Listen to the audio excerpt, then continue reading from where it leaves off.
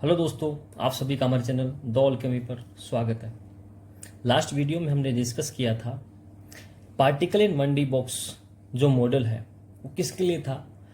जो microscopic particles होते हैं लाइक इलेक्ट्रॉन्स, यदि वो ट्रांसलेशनल मोशन करते हैं तो उसका जो श्रोडिंगर वेव इक्वेशन का सॉल्यूशन काम में लेते हुए जो वेव फंक्शन जनरेट होता है वो हमें उस पार्टिकल के लिए क्या नॉलेज देता है, उसकी लेकर के हमने पार्टिकल की बॉक्स को लिया, उसके अंदर पार्टिकल को हमने पुट किया और उसकी प्रोबेबिलिटी को वहां पर वगैरह चेक किया और जो फंक्शन निकला जिसको हमने वेव फंक्शन का, उस वेव फंक्शन से हम उस पार्टिकल या उस माइक्रोस्कोपिक जो इलेक्ट्रॉन था उसके लिए हमने कौन कौन सी जो उसकी कैरेक्टरिस्टिक प्रॉपर्टीज थी वो जो हम उस एक वेव फंक्शन के थ्रू कैलकुलेट कर सकते थे, वो हमने लास्ट वीडियो में एक एग्जाम्पल के थ्रू समझा था।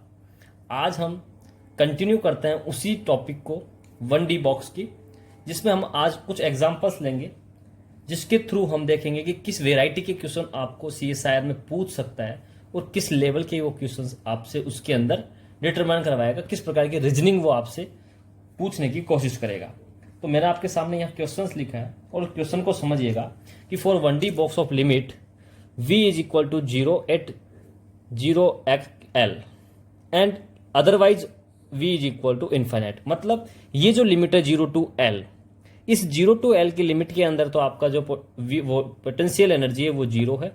उसके अदर देन जितनी भी कंडीशन है, आप बॉन्ड वॉल की बात करें, बॉक्स के वॉल की, या फिर वॉल के बाहर किसी भी एनवायरमेंट की बात करें, वहां पर जो पोटेंशियल है एनर्जी वो कितनी यहाँ पर इनफाइनाइट है। आपको गिवन है energy 32 h cut square pi square upon ml²।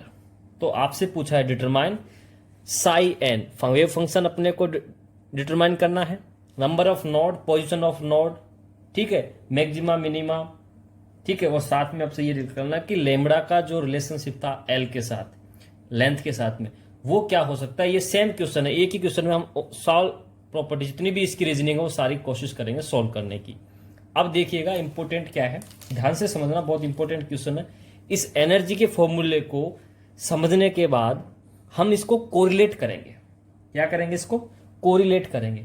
ध्यान क्या देना है, आपको जो फॉर्मूला दिया गया है इस पर थोड़ा सा कंसंट्रेट करें और देखें कि यहां पर हमको टर्म दी गई है वो है h cut square pi square वाली टर्म।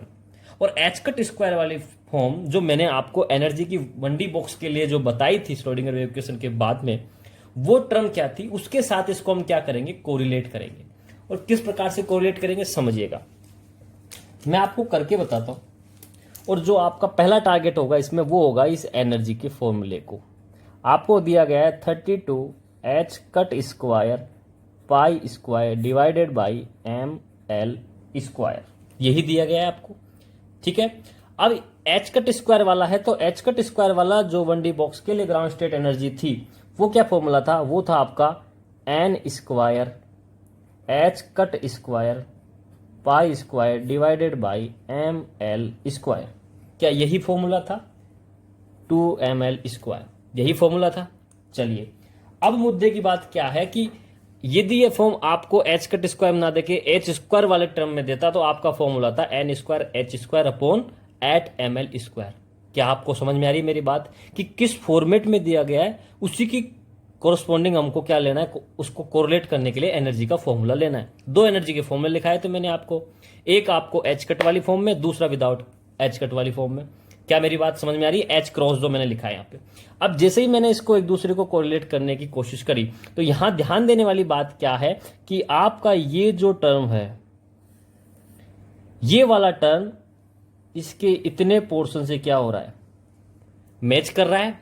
जो मैच कर रहा है उसको आप क्रॉस कर दीजिए, रेस्ट जो बचा है उसको यहां पर निकाल लीजिए।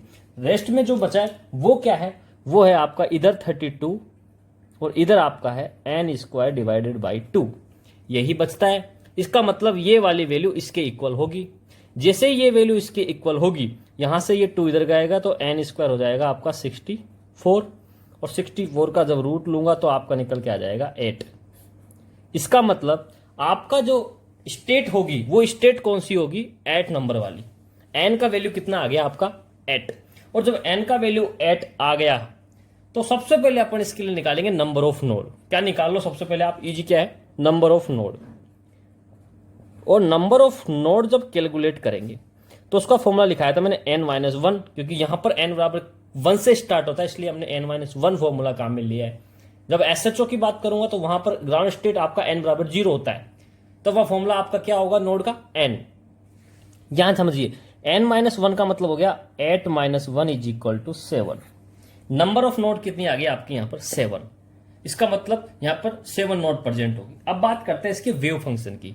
वेव फंक्शन क्या होगा समझिएगा, वेव फंक्शन हो जाएगा इसका साई n का मतलब 8 is equal to √2/L sine n pi x/L होता है। L यहां पर दिया गया तो L आ जाएगा, n की जगह यहां ले लेंगे 8 पाई x/L। ये इसका क्या हो जाएगा वेव फंक्शन। किस प्रकार से कोरिलेट किया है क्वेश्चन को समझना है। अपने को कुछ भी डाटा दिया गया हो, चाहे साई का फंक्शन दे, चाहे आपको एनर्जी के टर्म में दे, आपको ध्यान क्या देना है कि सबसे पहले आपको कैलकुलेट करना है n। यदि n कैलकुलेट हो गया, आप इजीली जितनी भी वो डिटर्मिनेशन आपसे पूछ जाता है, जितनी भी रीजनिंग आपसे करवाएगा, आप इजीली कर लोगे। केवल आपको निकालना क्या है n। और n के लिए क्या बताया मैंने, या तो आप फंक्शन को फंक्शन के साथ कोरिलेट कर लो, या एनर्जी की जो टर्म है उसको एनर्जी की टर्म से क्या कर लो, कोरिलेट कर लो। आप इजीली अपने आंसर तक पहुंच जाएंगे। ठीक है, आपको पोजीशन ऑफ नोड, पहली तो पोजीशन ऑफ जो नोड आती है पहली वाली, वो कितने पे आती है आपको पता है, L/n लिखवाया था मैंने, L/n पे, तो L/n का मतलब L/8। ठीक है, नोड इस पे आएगी, फिर बाकी रेस्ट 2L/8 3L/8 ये चलता रहेगा आपका। टोटल 7 नोड आएगी, अभी पता है आपको। 4th नंबर आपका क्वेश्चन है position of maxima, position of minima. पहला मैक्सिमा पहला मिनिमा कहाँ का आएगा, दैट्स इंपॉर्टेंट। मैंने आपको फॉर्मूला जब लिखवाया था तो मैंने आपको समझाया था कि आपका जो पहला मैक्सिमा आएगा वो आता है L/2n। कितने पे आता है मैक्सिमा, मैक्सिमा आता है आपका L/2n, और L/2 इंटू n की जगह 8 ले लेंगे तो कितना हो जाएगा L/60। ये आपका आएगा मैक्सिमा। यहीं पे मैं बात करता हूं आपके मिनिमा की। तो मिनिमा के लिए मैंने आपको लिखवाया था, क्या लिखवाया था, 3L/2n। मिनिमा के लिए क्या लिखवाया था मैंने, 3L/2n, तो 3L/16। इजीली आप कैलकुलेट कर पा रहे हैं कि नहीं कर पा रहे। क्या मेरी बात आपको समझ में आ रही है, क्या मेरी बात यहां तक आपको समझ में आ रही है, क्लियर है। चलिए अब जो आपका 5th पॉइंट है वो है आपका लेंथ को लेमड़ा की टर्म में पूछेगा। तो आपको सिंपल फॉर्मूला बताया था मैंने, क्या बताया था कि L is equal to n lambda divided by 2। L is equal to n lambda divided by 2। n कितना है 8 lambda divided by 2 is equal to 4 lambda. कितना 4 लेमड़ा। तो L is equal to 4 lambda यहां पर क्या हो गया आपका इन टर्म्स ऑफ लेमड़ा। यदि आपको लेंथ दी जाए और आपसे लेमड़ा पूछ जाए तो 4 का डिवाइड करके आप लेमड़ा यहाँ वेवलेंथ कैलकुलेट कर सकते हैं कि नहीं कर सकते, कर सकते हैं। ये आपको सवाल गेट में पूछा हुआ है, आपसे ध्यान रखिए, इंपॉर्टेंट सवाल है। आपसे वेवलेंथ पूछा जाता है लेंथ दे करके, यहाँ पे आपको दे दिया 100 पिकोमीटर के साथ में, आप पूछे लेमड़ा कितना होगा 1D बॉक्स इलेक्ट्रॉन के लिए, तो आप इजीली आप फाइंड आउट कर सकते हैं चीज। क्या मेरा ये क्वेश्चन समझ में आ गया आपको, किस प्रकार से वो क्वेश्चन पूछ सकता है। यहां तक मेरी बात आपको क्लियर है। चलिए अब मैं आपसे एक नेक्स्ट लेवल पे क्वेश्चन पुट करता हूं जिसमें थोड़ा सा दिमाग लगाने की नीड होगी। यदि नहीं लगाया तो आपका क्वेश्चन वो गलत हो सकता है, और वो क्या वाली इंपॉर्टेंट बात है वो भी हम देखते हैं। चलिए नेक्स्ट क्वेश्चन देखते हैं। अब जो नेक्स्ट क्वेश्चन है वो है आपका for 1D box v is equal to 0 at 0x2l, otherwise all condition पर इनफाइनाइट। मतलब 0 से 2l का आपका बॉक्स है, 0 से 2l का, जिसके अंदर वाले पोजीशन में आपका पोटेंशियल बैरियर कितना है 0, अदर देन कितना है इनफाइनाइट। बाउंड्री और बाउंड्री के अदर देन कितना है इनफाइनाइट है। उसके लिए आपको फंक्शन जो गिवन है वो है √1/L sin 4πx/L। आपसे पूछा है En of the state, number of node, position of maximum minima, like that. जितने भी सारे क्वेश्चन होते हैं सारे डिटरमाइन करने हैं हमको। समझने की बात क्या है, यहां पर जो आपको फंक्शन दिया गया है एक तो वहां को टारगेट कीजिए, दूसरा जो आपको लिमिट दी गई है, लिमिट क्या है आपकी वो समझो। सबसे इंपॉर्टेंट चीज यहां पर क्या है, लिमिट। और लिमिट आपकी क्या दी गई है 0 से 2l। कितना है 2l, ना कि l। आपको मैंने बताया था जो टर्म यहां नीचे होगी वही टर्म इधर होगी। यहां तक मेरी बात क्लियर है। और वो तब होगी, उसके लिए आपको यहां पर क्या लगाना पड़ेगा, फॉर्मूले को मैच करना पड़ेगा। अब अपन साई के फंक्शन को फॉर्मूले को मैच करते हैं। और मैच करना मैंने आपको पहले लास्ट वीडियो में, अभी लास्ट क्वेश्चन में सिखाया कैसे। साई का फॉर्मूला हो जाएगा इसके लिए 2/L होता है। L यहां पर कितना है आपका, L यहां पर क्या होगा आपका 2L होगा, क्योंकि यहां पर L कितनी है 2L है, length of the box, sine n pi x by 2L। तो यहां पर एक चीज ध्यान दीजिए, ये वाला और ये वाला ये सेम है, ये तभी सेम रखने हैं हमको जब यहां पर आपको 2 मेंटेन रखना है, क्योंकि अपना क्या होता है 2/L होता है, L यहाँ लेंथ ऑफ द बॉक्स होती है, बॉक्स कितनी लेंथ का है 2L का, तो यहां पर हमने 2L ले लिया, यहां पे भी हमने 2L ले लिया। ये तो आपका आ गया जो फॉर्मूला बनेगा। अब इसको कोरिलेट करता हूं मैं, इसको क्या करता हूं मैं कोरिलेट करता हूं, किसके साथ कर रहा हूं, इस फॉर्मूले के साथ, और इस फॉर्मूले के साथ जब मैं कोरिलेट करूंगा तो आ जाएगा आपका, ये लिखा है 1/L साइन 4πx/L, ये दे रखा है आपको। अब यहां ध्यान देने वाली बात क्या है उसको समझिएगा। यहां यदि मैं 2 से 2 कैंसिल करूं तो √1/L तो हो गया, मैच कर रहा है, साइन भी मैच कर रहा है, n पाई एक्स भी मैच कर रहा है। मुद्दे की बात यह है कि यहां पर 2L है, यहां पर L है, तो इसको मैच नहीं हो रहा है यहां पर, तो उसके लिए क्या करना पड़ेगा, दैट्स इंपॉर्टेंट। यदि हमने आधा पोर्शन देखा पूरा ना देख करके, यदि आधे पोर्शन से हम यदि n का वैल्यू कैलकुलेट करेंगे, n से n उठा करके 4 ले लिया, तो आपके सारे के सारे डाटा क्या हो जाएंगे, गलत हो जाएंगे। क्यों, क्योंकि कंप्लीट टर्म को हमको क्या करना है, कोरिलेट करना है। यहाँ 2L है तो यहाँ पर 2 होल होना चाहिए, यहाँ पर 2L नहीं है, इट मीन्स यहाँ पर हमको ऊपर नीचे दोनों तरफ क्या करना पड़ेगा, 2L से मल्टीप्लाई करना पड़ेगा। 2 से क्या करना पड़ेगा, मल्टीप्लाई करेगा ऊपर नीचे, जिसमें डाटा में कोई चेंज नहीं होता। जैसे ही मल्टीप्लाई किया, अब 2L से 2L मिल गया, तो आपका जो आंसर आएगा उस आंसर में ध्यान देना है कि यहां पर ये जो आपका n है, ये n हो जाएगा आपका 2 × 4। इट मीन्स आपका जो n होगा वो हो जाएगा आपका 8। क्या हो जाएगा n आपका यहाँ पर 8 हो जाएगा। ये मैं चीज आपको समझाना चाह रहा था, इसलिए मैंने ये क्वेश्चंस को लिया है कि आपको कितना अंदर उसके अंदर घुसना पड़ेगा, क्या लेवल पे पूछ रहा है। हमेशा 2 चीज ध्यान दीजिए, एक तो जो गिवन फंक्शन है या गिवन एनर्जी का फॉर्मूला है उसको, साथ में आपको जो लिमिट दी गई है वो कितनी दी गई है, L वाली है 2L वाली है, दैट्स इंपॉर्टेंट। उसके अकॉर्डिंग अपने को क्या करना पड़ेगा, कोरिलेशन को थोड़ा सा चेंजेस करना पड़ता है। अब आपको समझ में आ गई कि किस प्रकार से मैंने इसको कोरिलेट किया। एक प्रॉपर्टी को यहां पर आपको क्रॉस चेक करना पड़ेगा। अब उसको बात समझिएगा, जैसे ये कोरिलेट होगा, n की वैल्यू हमने फाइंड आउट कर ली, जैसे n की वैल्यू फाइंड होगी ऑल प्रॉपर्टी आप इजीली सोल्व कर सकते हैं। बात रही सबसे पहले एनर्जी की टर्म, एनर्जी का फॉर्मूला निकालने का क्या फॉर्मूला है, E8 इक्वल क्या आ जाएगा, n² h² 8m। अब l की जगह क्या है आपका यहाँ पर 2L का स्क्वायर, दैट्स इंपॉर्टेंट। अब देखिए n² h² upon 2 to the 4 4 8 32 ml square. n की जगह ले लेंगे हम 8 और 8 multiply by 8 is equal to 64 h² divided by 32 ml square. Cancel out करोगे आपको क्या मिल जाएगा, यहाँ पर 2h² divided by ml square. तो आपको एनर्जी का फॉर्मूला निकालना आ गया कि आपको किसी भी फॉर्मेट में पूछ सकता है, ये भी पूछ सकता है, ये भी दे सकता है, ये भी, तो आपको किस फॉर्मेट में दे रहा है, दैट्स इंपॉर्टेंट।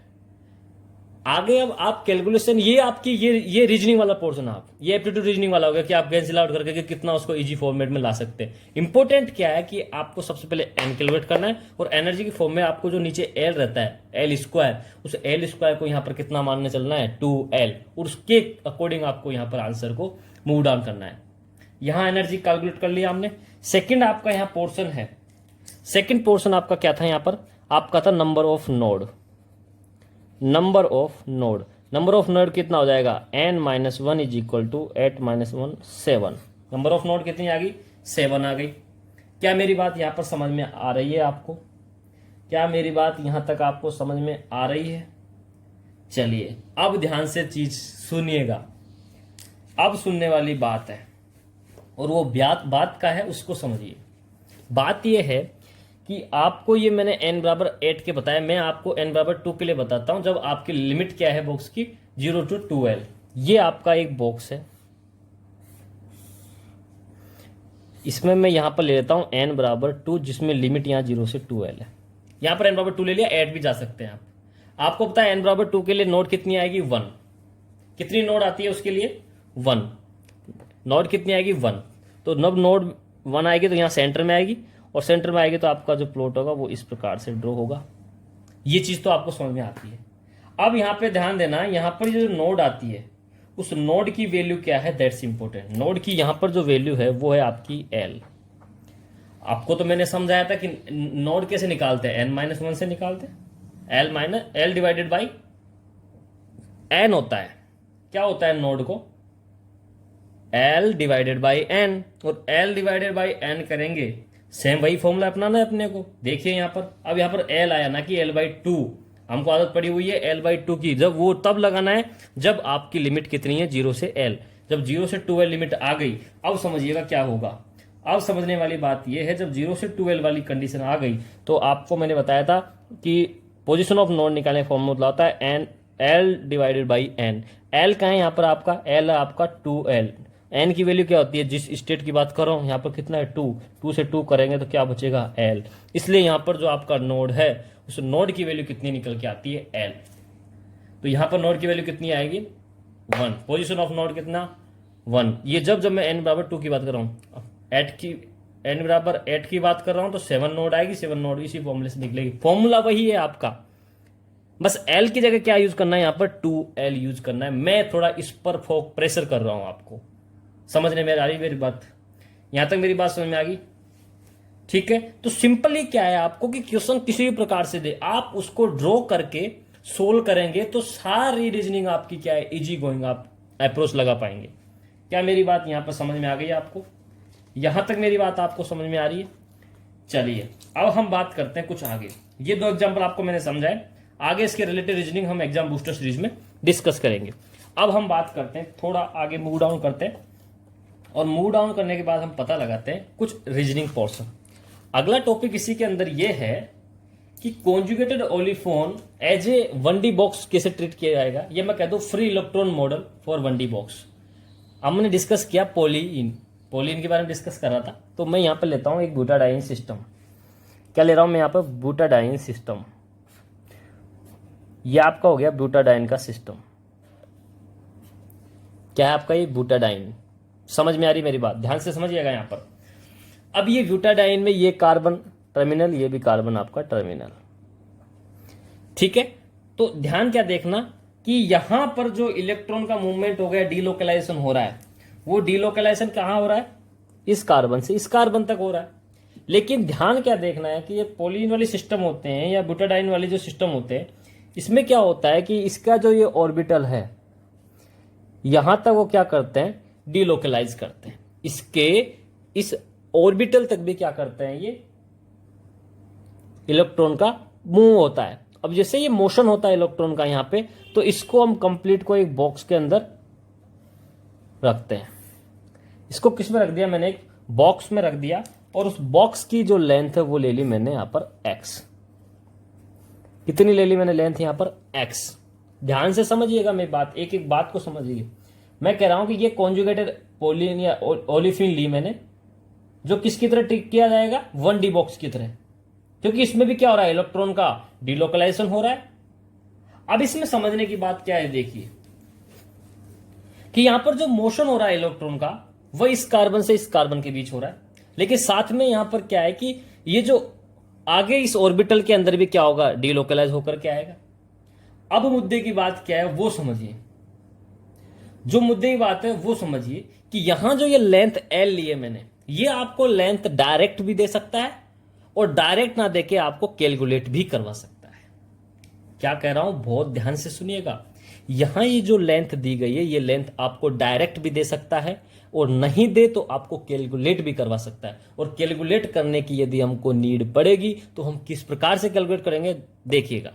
सबसे पहले हमको पता है कि ये जो आपका डबल बॉन्ड कार्बन कार्बन की जो लेंथ होती है वो कितनी होती है आपकी, 135 पिकोमीटर।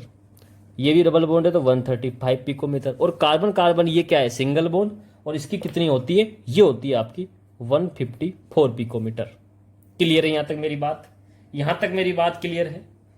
तो अब देखो, यदि मैं इसको ऐड करूंगा, क्या कह रहा हूं मैं, जब मैं इसको ऐड करूंगा तो हम ऐड करेंगे जब टोटल लेंथ को, तो ऐड किस प्रकार से करेंगे, 2 into carbon double bond carbon 2 carbon carbon double bond है, इसको मल्टीप्लाई कर दिया 2 से, plus 1 into carbon single bond carbon.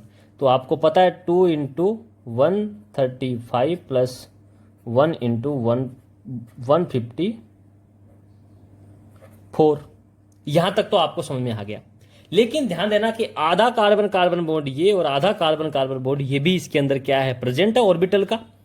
तो ये आधा कार्बन कार्बन और आधा आधा कार्बन, ये दोनों मिलकर के क्या हो जाते हैं, एक पूरा कार्बन कार्बन सिंगल बॉन्ड बन जाता है। और उसका वो जब कार्बन कार्बन ये बॉन्ड जुड़ता है सिंगल वाला, ये आपका एज ए करेक्शन कहलाया जाता है।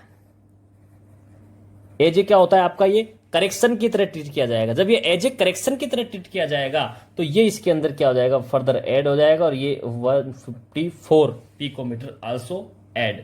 ये करेक्शन फैक्टर है जो आपका यहां पर साथ में चलेगा, क्योंकि ये इस ऑर्बिटल तक मूवमेंट करके आता है। जब आगे तक मूवमेंट करेगा तो इस कार्बन का आधा कार्बन कार्बन बॉन्ड ये और आधा कार्बन कार्बन ये बॉन्ड दोनों मिलकर के एक पूरा कार्बन कार्बन बॉन्ड बनाते हैं, जिसका वैल्यू कितना होता है, 154 पिकोमीटर। तो ये एज ए करेक्शन फैक्टर यहां पर ऐड होता है। क्या मेरी बात समझ में आ रही है? आप जब इसको टोटल ऐड करेंगे तो आपका कितना आ जाएगा, ये 578 पिकोमीटर। ये आपकी क्या निकल के आएगी, लेंथ निकल के आएगी इस पूरे बॉक्स की। तो यदि मैंने कहा लेंथ आपको या तो डायरेक्ट दे देगा कि भैया 100 पिकोमीटर का या 200 पिकोमीटर का या 700 पिकोमीटर का, जो भी होगा। डायरेक्ट ना दे तो आपको कैलकुलेट करना आना चाहिए। कैलकुलेट करना मैंने आपको बताया। ये तो मैंने आपको बुटाडाइन लिया है। आपको यदि हेक्साट्राइन ले ले या फिर आप जितने भी पॉलिन सिस्टम ले ले, डबल बॉन्ड के साथ डील के साथ, नंबर ऑफ डबल बॉन्ड का इंटू मल्टीप्लाई बाय उसकी length plus number of single bond carbon carbon उसकी लेंथ के साथ में, ये करेक्शन फैक्टर अपने को ऐड करना है। ये हमेशा फिक्स रहेगा, 154 रहेगा, क्योंकि ये हमेशा लास्ट में एक ही रहेगा, आधा इसका और आधा इसका। ओवरऑल समझ में आ गया आपको मैंने क्या कहा? तो लेंथ आपको किस प्रकार से कैलकुलेट करना है वो आपको यहां पर समझ में आ गया होगा। ठीक है, अब ध्यान देना है। अब मुझे यहां पर क्या करना है, पोलिंग सिस्टम के लिए कुछ यहां पर मुझे प्रॉपर्टीज को आइडेंटिफाई करना है। और प्रॉपर्टी को यदि आइडेंटिफाई करना है तो उसके लिए मैं आपको यहां पर एक पाई सिस्टम लेकर के बात करता हूं। क्या लेकर के? पाई सिस्टम लेकर के बात करते हैं। और मैं पाई सिस्टम यहां पर ड्रॉ करके बताता हूं आपको किस प्रकार से ड्रॉ करते हैं। पाई सिस्टम मैंने आपको समझाया था। जब मैं पाई सिस्टम के बारे में बात करूंगा तो मैं पाई सिस्टम को लिखता हूं इस प्रकार से। इसी प्रकार से पाई सिस्टम होंगे। ध्यान समझिए मैं क्या कहना चाह रहा हूं। पाई सिस्टम की जो एनर्जी होगी एमओज इस प्रकार से बनेगी। ठीक है, अब इसमें एज ए 1D बॉक्स इसको हम मानेंगे। क्या मानेंगे? इसको एज ए 1D बॉक्स मान करके हम यहां पर एनर्जी लेवल्स को फिल करूंगा। और एनर्जी लेवल्स कैसे, देखिए किस प्रकार से मैं करूंगा। अब देखो, हमने पढ़े हैं, जब इस एमओज को मैं हकल में जब पढ़ता हूं, जब मैं हम आगे भी डिस्कस करेंगे, तो ये डाइन सिस्टम है। पाई इलेक्ट्रॉन्स कितने होंगे उसके हिसाब से हम इसके इलेक्ट्रॉन फिल करते हैं। तो आपको यहां पर क्या है, देखो 4 पाई इलेक्ट्रॉन सिस्टम है। 4 पाई इलेक्ट्रॉन तो साई के फॉर्म में बोलेंगे, साई 1 साई 2 साई 3 साई 4। और नोड की बात करूंगा तो नोड कितनी आएगी, 0 1 2 और 3, ये नोड हो जाएगी आपकी। मेरी बात समझ में आ रही है? टोटल इलेक्ट्रॉन कितने हैं इस बुटाडाइन के अंदर, 4। और 4 इलेक्ट्रॉन को हम किस प्रकार से फिल करते हैं, यहां पर हम फिल करेंगे हाउ भाव प्रिंसिपल इस प्रकार से फॉलो करता हुआ हो गया आपका। 2 इलेक्ट्रॉन इसमें, 2 इलेक्ट्रॉन इसमें। मुद्दा क्या है कि 1D बॉक्स की तरह जब इसको मैं ट्रीट कर रहा हूं तो 1D बॉक्स क्या कहता है कि ग्राउंड स्टेट को हम बोलेंगे E1। और E1 के लिए एनर्जी क्या लिखाई थी उसने, लिखवाई थी h²/8ml²। जब E2 के लिए क्या लिखवाई, जब इसको सेकंड स्टेट है तो इसको E2 बोलूंगा। और E2 के लिए एनर्जी क्या थी, 4h²/8ml²। यही की थी, n² लेता चलूंगा यहाँ पे। ये हो गया E3 जिसको मैंने कहूंगा 9h²/8ml²। और ये हो गया E आपका 4 जिसको मैंने कहा 16h²/8ml²। ये आपकी एनर्जी लिखवा आगे। अब मुद्दे की बात समझना, क्या कर रहा हूं मैं। मुद्दे की बात ये है, यहां पर इस पाई सिस्टम में ये आपका क्या कहलाएगा, होमो, और ये आपका क्या कहलाएगा, लूमो। ये होमो और ये लूमो कहलाएगा। Highest occupied molecular orbital, lowest unoccupied molecular orbital. ये आपको समझ में आ गया। इसको काम में लेते हुए अब आपसे किस प्रकार से क्वेश्चंस आपसे पूछा जाएगा 1D बॉक्स की लेवल में। मैं इसको 1D बॉक्स में मैंने इसको करलेट किया। 1D बॉक्स से मैंने यहां पर एनर्जी को लिया है और ये पाई सिस्टम का जो एमओ डायग्राम है ये मैंने बनाया है बुटाडाइन सिस्टम के लिए। अब मेरा यहां पर पहला क्वेश्चन जो आपसे पूछा जाएगा, वो पहला क्वेश्चन आपसे क्या हो सकता है उसको ध्यान दें। आपसे एग्जाम में इसके अंदर पहला क्वेश्चन होगा, वो होगा ground state energy of the butadiene, ground state energy of the butadiene, butadiene के ग्राउंड स्टेट एनर्जी क्या होगी? तो आपको पता है हक्कल में कैसे निकालते थे हम, जिस स्टेट की बात कर रहा हूं उस स्टेट में की एनर्जी ले लूंगा और उस स्टेट में कितने इलेक्ट्रॉन फिल है वो ले लूंगा, दोनों को क्या कर दूंगा, मल्टीप्लाई कर दूंगा। यही होता है, यही हम करते हैं वहां पे। अब देखिएगा तो यहां पर जो एनर्जी का फॉर्मूला निकल के आ रहा है आपका, वो एनर्जी का फॉर्मूला क्या होगा उसको ध्यान से समझना। यहां पर जो एनर्जी का फॉर्मूला होगा आपका वो होगा E is equal to summation of N E I into E N I. क्या कहा मैंने? Summation of N E I. यहां पर जो एन ई आई है ये है number of electrons in the ith level, और ये हो गई energy of the ith level, ith level की एनर्जी और नंबर ऑफ इलेक्ट्रॉन उसका मल्टीप्लाई करूंगा और इसका मैं सम करता जाऊंगा जितने लेवल में इलेक्ट्रॉन होंगे, तो ये आपकी कहलाएगी ground state energy of the butadiene. और ground state energy of the butadiene calculate करनी है किसके लिए? यहां इस वाले सिचुएशन में कैलकुलेट करनी है। तो किस प्रकार से कैलकुलेट करेंगे उसको ध्यान से समझिएगा, और ध्यान से समझने में आपको पता लगेगा कि इसको मैं लिखूंगा किस प्रकार से। Energy is equal to 2 into E1 plus 2 into E2, इतना ही लिखूंगा। क्लियर है यहां तक मेरी बात? अब समझिएगा आगे, इतना लिखने के बाद समझिएगा क्या कह रहा हूं मैं।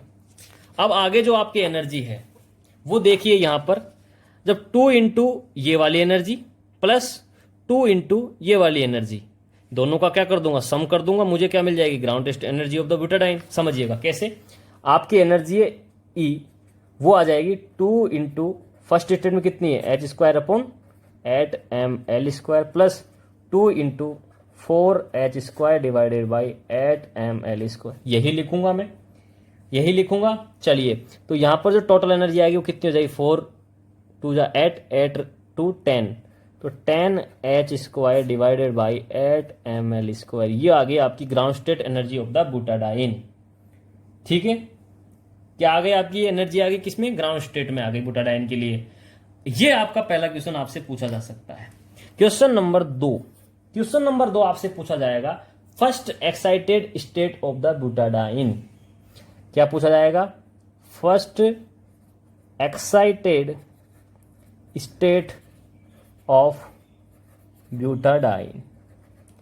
First excited state of butadiene की एनर्जी आपसे पूछी जाएगी। तो सबसे पहले आपको यह समझना है कि यहां पर ये आपके हो गए 4 लेवल, और 4 लेवल में 4, जब 4 पाई इलेक्ट्रॉन सिस्टम में 4 इलेक्ट्रॉन भरेंगे तो एक यहां पर, और एक आपका कहां चला जाएगा, अपर लेवल में चला जाएगा। जो आपका लूमो था वहां पर एक इलेक्ट्रॉन एक्साइटेड हो जाएगा। जैसे ही वहां पर एक्साइटेड होगा, समझिएगा, जैसे एक्साइटेड हुआ, इसकी एनर्जी पता है आपको, ये E1 है, ये E2 है, ये E3 है आपका, ये E4 है। 4 ही लेवल होते हैं बुटाडाइन में। चलिए अब इसकी जब एनर्जी कैलकुलेट करूंगा मैं, यहां जब मैं एनर्जी कैलकुलेट करूंगा सेम वही फॉर्मूला लगाना है आपको। E is equal to 2 into E1 plus 1 into E2 plus 1 into E3। इसी फॉर्मूले को अप्लाई करूंगा जो मैंने आपको अपर लेवल पे बताया था। क्या मेरी बात क्लियर है यहां तक? अब यहां पर एक एक इलेक्ट्रॉन है तो यहां पर एक एक से मल्टीप्लाई किया, 2 है तो वहां पर 2 से मल्टीप्लाई किया, और जो उसकी उसी स्टेट में जो एनर्जी है उससे हम इसको क्या कर देंगे, मल्टीप्लाई करेंगे। क्या मेरी बात समझ में आ रही है आपको? यहां पर आप जैसे इसको सोल्व करेंगे आपको पता लग जाएगा इसका आंसर कितना आएगा। देखिए आपका हो गया, आपका यहां पर जो स्टेट आएगा 2 into H square upon 8ml square, ठीक है, प्लस 4 प्लस 9, तो 9 और 4 कितना हो गया, 13, 13 और 2 कितना हो गया, 15। तो टोटल जो आपकी एनर्जी आएगी यहां पर वो कितनी हो जाएगी, 15h square divided by 8ml square.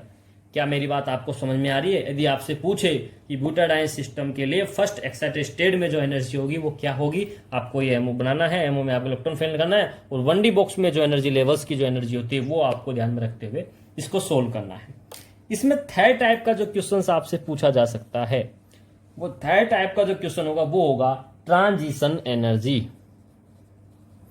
क्या होगा? Transition energy. समझ ले जाइए, इंपॉर्टेंट क्वेश्चन है। ट्रांजिशन एनर्जी का मतलब हो गया किसी चीज का ट्रांजिशन। और ट्रांजिशन के लिए आपको पता है, समझने वाली बात क्या है कि ट्रांजिशन जो एनर्जी होती है आपकी, उसका फॉर्मूला होता है delta E is equal to energy of LUMO minus energy of HOMO. यही होता है ट्रांजिशन, मतलब जो अनऑक्यूपाइड है वो माइनस ऑक्यूपाइड वाला, उसकी एनर्जी का डिफरेंस आपका ट्रांजिशन एनर्जी कहलाता है। एनर्जी का डिफरेंस क्या कहलाता है यहाँ पर? Transition energy. और ट्रांजिशन एनर्जी कितनी है? लूमो की एनर्जी कितनी है यहाँ पर? जब मैं बात कर रहा हूँ ग्राउंड स्टेट में, ग्राउंड स्टेट में एनर्जी देखो कितनी है, यहाँ पर समझना मेरी बात कि यहाँ पर ग्राउंड स्टेट में आपकी जो लूमो है उसकी एनर्जी है 9h² और होमो आपका 4h² तो क्या हो गया आपका 9h² माइनस 4h² तो आपकी एनर्जी कितनी आएगी 5h² ये आपकी हो जाएगी ट्रांजिशन एनर्जी ऑफ बुटाडाइन। बुटाडाइन के लिए ट्रांजिशन एनर्जी क्या होगी? ये वाली। यहां तक मेरी बात समझ में आ गई, लूमो माइनस होमो। या मैं कह सकता हूं, इसको थोड़ा सा घुमा के बात करूं तो इसको मैं कह दूंगा कि आप यदि first excited state minus ground state को भी आप इसको काम में लेकर के कैलकुलेट कर सकते हैं। किस प्रकार से, वो मैं आपको आगे बताऊंगा। क्या मेरी चीज यहाँ पर ट्रांजिशन एनर्जी की समझ में आ रही है? क्या कह रहा हूं मैं? ट्रांजिशन एनर्जी की मैं जो बात कर रहा हूं वो आपको समझ में आना चाहिए कि energy of LUMO minus energy of HOMO आप करेंगे तो आपको डिफरेंस मिल जाएगा, इसको हमने ट्रांजिशन एनर्जी कहा। क्लियर है यहाँ तक बात? ये 3 वैरायटी के क्वेश्चन आपसे पूछा जा सकता है, ये क्वेश्चन आपसे पूछा जा सकता है। अब इन क्वेश्चंस को मद्देनजर रखते हुए मैं आपसे एक क्वेश्चन आपको मैं करने के लिए देता हूं जो आपका होमवर्क होगा। और होमवर्क है आपका कि आपको है ये आपका हेक्साट्राइन। इस हेक्साट्राइन के लिए आपको ये तीनों प्रॉपर्टी कैलकुलेट करनी है। पहली ग्राउंड स्टेट, फिर फर्स्ट एक्साइटेड स्टेट और थर्ड आपकी ट्रांजिशन एनर्जी। ये तीनों की तीनों एनर्जी आपको कैलकुलेट करनी है और मुझे बतानी है कमेंट बॉक्स के अंदर क्या कैलकुलेट किया। इसी फॉर्मूले को काम में लेकर करना बहुत इंपॉर्टेंट है। अब तक सवाल आ भी चुके हैं, आइंदा भी आगे भी आते रहेंगे, ठीक है, क्योंकि इजी सवाल भी है और थोड़ा लेंदी भी है। तो शेष शायर में कभी कभी ये सवाल 4 मार्क्स के अंदर पूछा जा सकता है आपसे, ठीक है। अब समझिएगा, अब मैं नेक्स्ट क्वेश्चन आपको पूछता हूं, थोड़ा अच्छा लेवल का क्वेश्चन है और पूछा भी जाता है। किस प्रकार से पूछेगा और थोड़ा घुमाने की कोशिश करेगा, समझिएगा क्वेश्चन क्या है उसको समझिए। क्वेश्चन आपका यह है कि for 1D box contain 10 fermions, कितना? 10 फर्मियंस गिवन है 0x से L v is equal to 0 और 0x से L v not equal to v infinite. ये आपको कंडीशन अप्लाई करिए कि 0 से L लेंथ के अंदर आपका कितना है, 0 है पोटेंशियल एनर्जी, और उसके बाहर और बाउंड्री पे कितना है आपका, इनफाइनाइट है। Determine ground state energy of the system. Determine ground state energy of the system.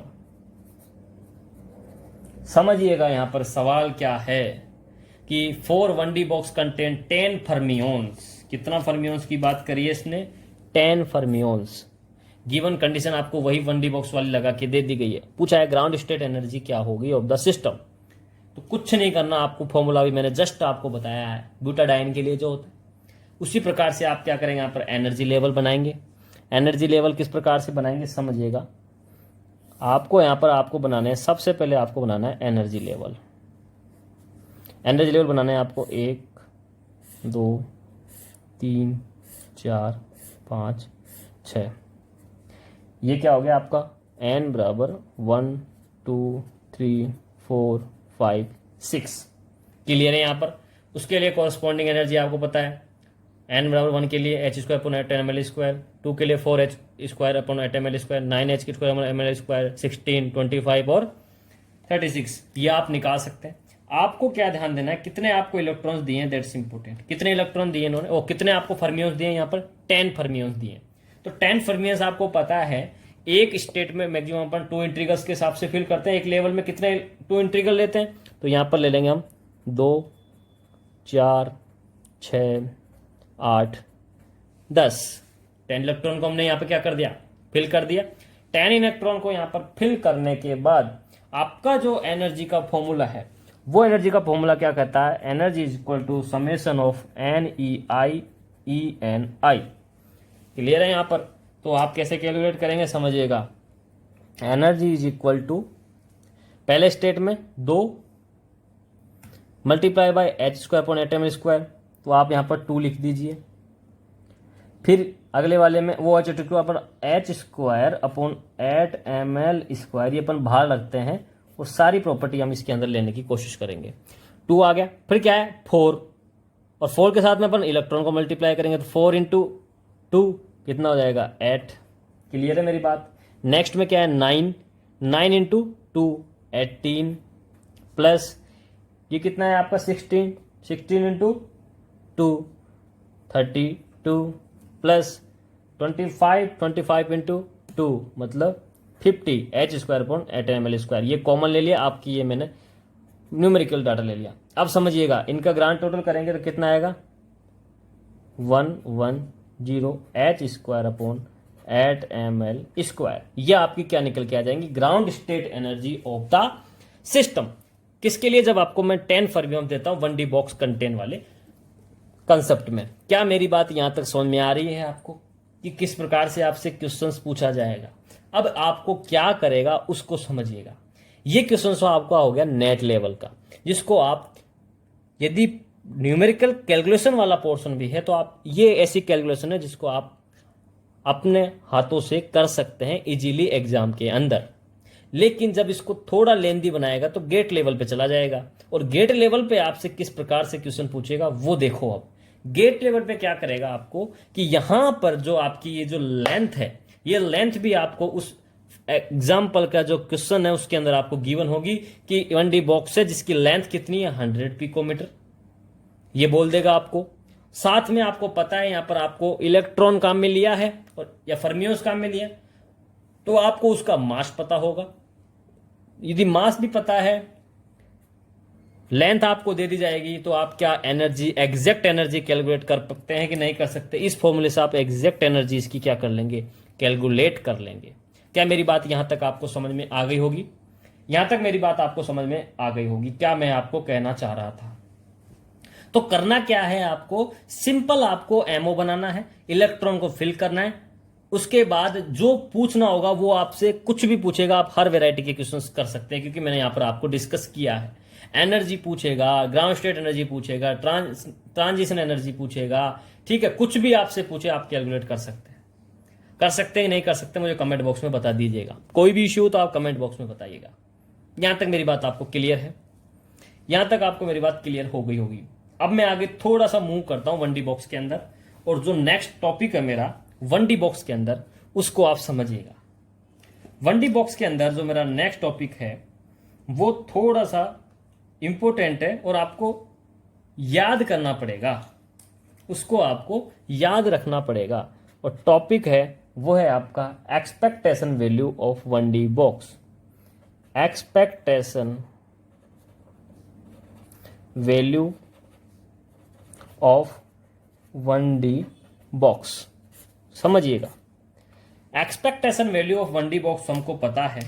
इसके लिए आपको सबसे पहले लिमिट दे देता हूं मैं, 0 to L आपकी क्या रहेगी, यहां पर लिमिट रहेगी। लिमिट क्या रहेगी आपकी, 0 to L आपकी रहेगी यहां पर लिमिट, ठीक है।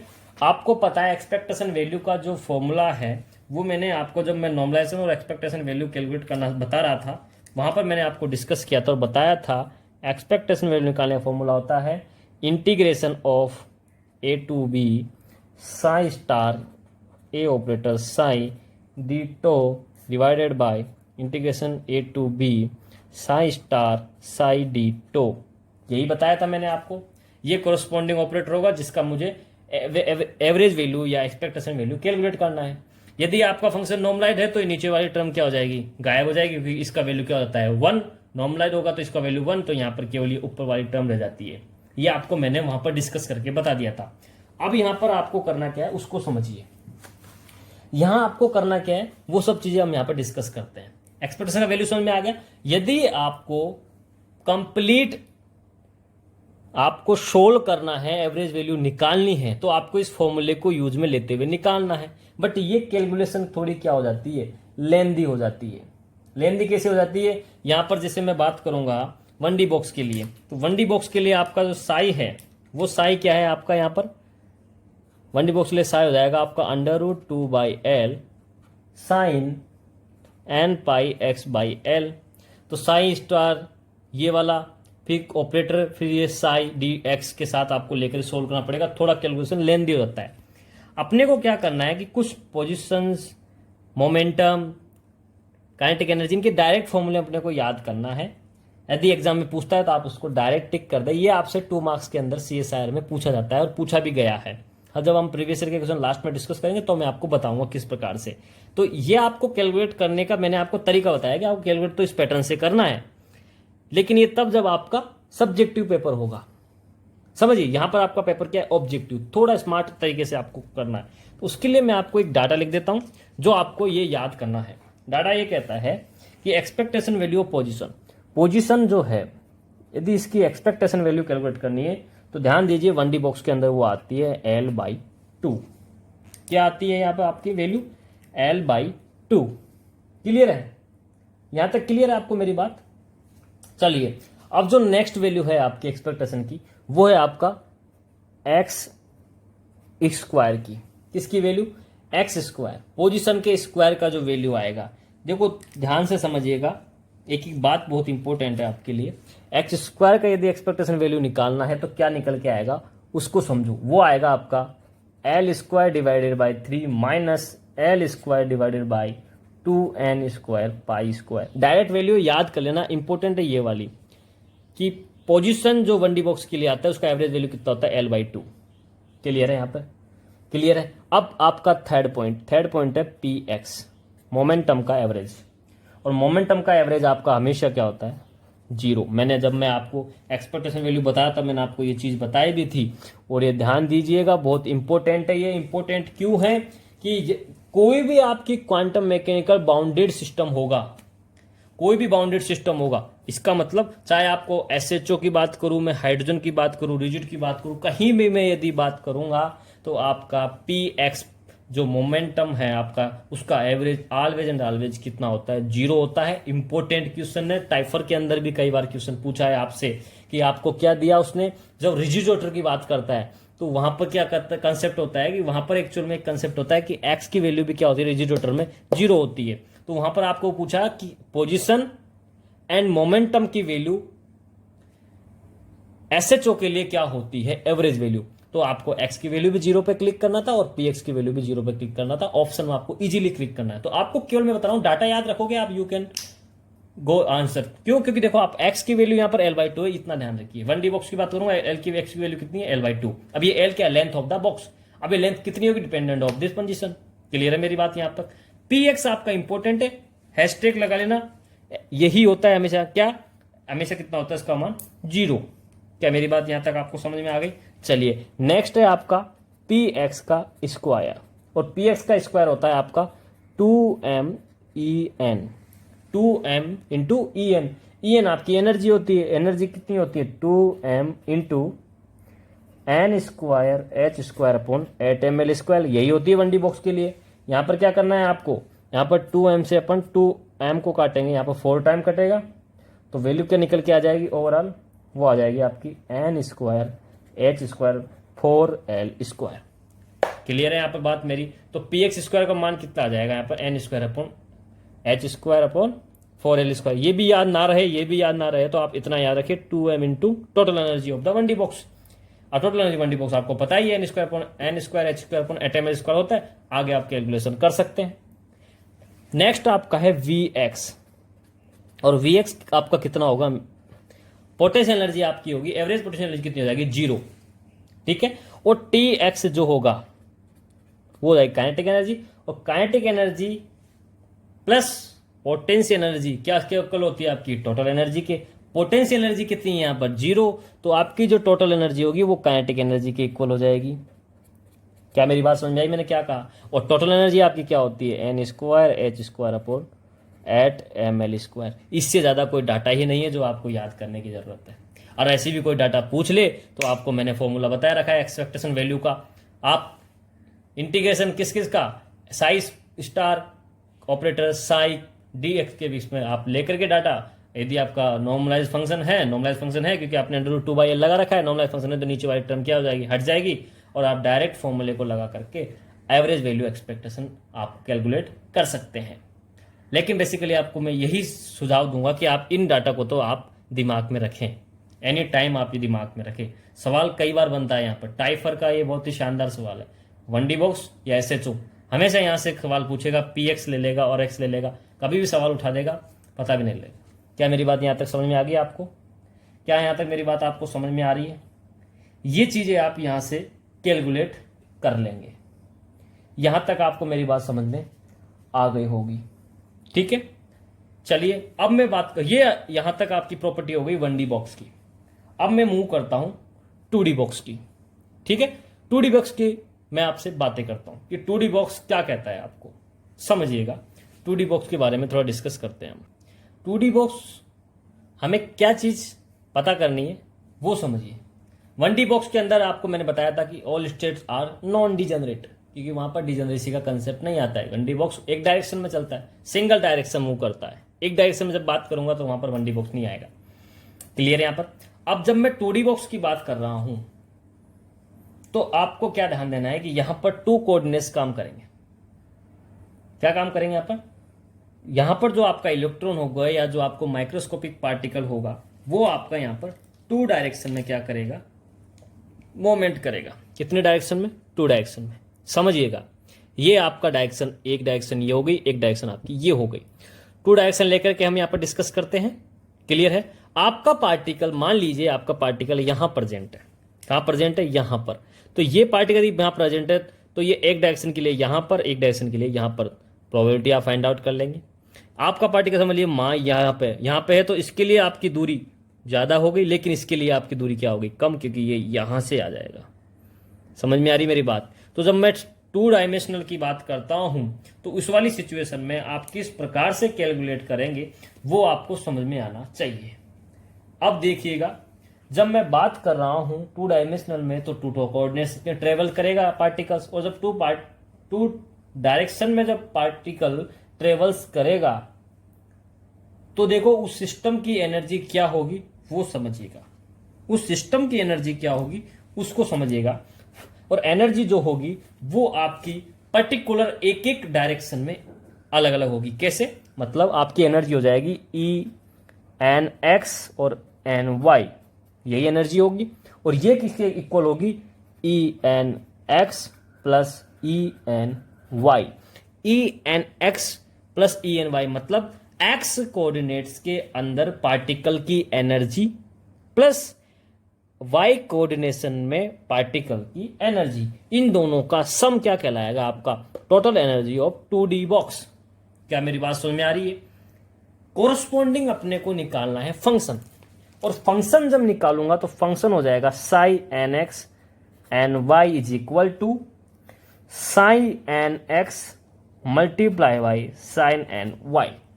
ध्यान देने वाली बात है, बहुत ही स्टेटमेंट वाला जो स्टेटमेंट इंपॉर्टेंट है, क्या है कि एनर्जी हमेशा ऐड होती है और फंक्शन हमेशा मल्टीप्लाई होते हैं। दिमाग में रखिएगा, बहुत इंपॉर्टेंट स्टेटमेंट है। आप कई क्वेश्चन इस स्टेटमेंट से कर जाओगे कि एनर्जी आपकी हमेशा सम होती है और आपका फंक्शन हमेशा मल्टीप्लाई होता है। इसको ध्यान में रखें। ये आपका एक्स कोऑर्डिनेट्स के अंदर फंक्शन हो गया, ये आपका वाई कोऑर्डिनेट्स के अंदर फंक्शन हो गया। 2 फंक्शन लेंगे, 2 कोऑर्डिनेशन की बात कर रहा हूं क्योंकि पार्टिकल आपका 2 कोऑर्डिनेट्स के अंदर क्या कर रहा है? ट्रेवल कर रहा है। यहां तक मेरी बात समझ में आ गई आपको? आप ध्यान दीजिएगा, जब मैं बात कर रहा हूं ENX की तो एनर्जी क्या हो जाएगी आपकी? NX² divided by 8ml²। जब मैं बात करता हूं ENY की तो N Y square H square divided by 8 ml square, यही चलेगा आपका कंसेप्ट। इसी प्रकार से लिखते हैं एनर्जी को हम। अरे एनर्जी को इसी फॉर्मूले में लिखा है कि नहीं लिखा? इसी फॉर्मूले में लिखा है। तो टोटल एनर्जी क्या हो जाएगी? ई एन एक्स और एन वाई क्या हो जाएगी आपकी हो जाएगी एन एक्स का स्क्वायर प्लस एन वाई का स्क्वायर। ये कॉमन हो गया, और कॉमन वाली टर्म क्या है आपकी? कॉमन वाली टर्म ये हो गई H square upon 8 ml square, क्योंकि ये पोर्शन और ये पोर्शन कॉमन है। N X square plus N square यहाँ पे आ गया। इस पॉकेट को आपको क्या बोलेंगे? Total energy of 2 dimensional box. जब मैं बात फंक्शन की करूंगा तो फंक्शन आपका किस प्रकार से होगा उसको समझिएगा। फंक्शन हो जाएगा sine N X N Y होगा, तो psi N X psi N Y. Psi N X क्या हो जाएगा? Under root 2/L sine N X pi X divided by L X. Length भी क्या हो जाएगी? उसी डायरेक्शन की length, multiply under root 2/L sine N Y pi Y divided by L Y. यही होगी आपकी। मेरी बात समझ में आ रही है? को ये जो मल्टी वैल्यू है कांस्टेंट, इसको मैं कह सकता हूं यहां पर एल एक्स और ये आपका एल वाई। समझिएगा ये वाला, और इसको मैं आगे ले लेता हूं तो आपका जो फॉर्मूला बनेगा वो क्या बनेगा उसको समझिएगा कि 2 इंटू 2 होकर के कितना हो जाएगा? 4 divided by L X into L Y. L X L Y sine N X pi X divided by L Y sine N Y pi Y divided by L Y. ये आपका क्या हो जाएगा? ओवरऑल फंक्शन हो जाएगा 2 dimensional box के लिए। Clear है? आपसे पूछे नॉर्मलाइजेशन कांस्टेंट क्या होगा, नॉर्मलाइजेशन कांस्टेंट क्या होगा, तो ये आपका फंक्शन हो गया, तो ये आपका क्या हो गया? नॉर्मलाइजेशन कांस्टेंट हो गया। तो नॉर्मलाइजेशन कांस्टेंट यहाँ निकल के आएगा under root 4 divided by L X L Y, जिसको मैं लिख सकता हूँ 2 root of L X L Y. इस फॉर्म में लिख सकता हूँ। अंडर रूट 4 को मैं 2 लिख सकता हूँ। कोई दिक्कत यहाँ तक? कोई परेशानी, कोई भी तकलीफ बता दीजिएगा कमेंट करके। अब समझिएगा यहाँ पे ये आपका क्या हो गया? नॉर्मलाइजेशन कांस्टेंट निकल गया। ये तब जब आपकी दोनों डायरेक्शन में लेंथ भी अलग है, अलग अलग स्टेट की बात कर रहा हूं, तो दो आपकी अलग अलग डायरेक्शन में या दो अलग डिफरेंट कोऑर्डिनेट्स के लिए आपको एनर्जी को सम करेंगे, फंक्शन को मल्टीप्लाई करेंगे। अब मुद्दे की बात क्या है? मुद्दे की बात यह है कि मान लीजिए कि आपकी ये जो एल एक्स और एल वाई जो लेंथ है, वो लेंथ यदि आपकी क्या हो जाए? इक्वल हो जाए। आपकी क्या कह रहा हूं मैं? Length L X is equal to L Y is equal to L. आपकी जो लेंथ है L X is equal to L Y is equal to L, दोनों लेंथ कितनी हो जाए? इक्वल हो जाए। उस सिचुएशन में क्या होगा? आपका एनर्जी का फॉर्मूला, फंक्शन का फॉर्मूला, और आपसे किस प्रकार से रीजनिंग बनेगी वो समझिएगा। अब आपकी रीजनिंग वाला पोर्शन शुरू हो गया, जहां से इंपॉर्टेंट क्वेश्चन आपका बनता है। जैसे ही मैं यहां पर लेंथ इक्वल कर दूंगा, ये आपका कौन सा मॉडल कहलाता है? ये आपका कहलाता है स्क्वायर मॉडल, जिसको मैं स्क्वायर बॉक्स कहूंगा। क्या कहूंगा? Square box. जिस वाली सिचुएशन में L X is equal to L I is equal to L हो गया, जैसे ही ये टर्म काम में हुई, आपकी जो एनर्जी है वो क्या हो जाएगी? N X N Y is equal to N X का स्क्वायर प्लस,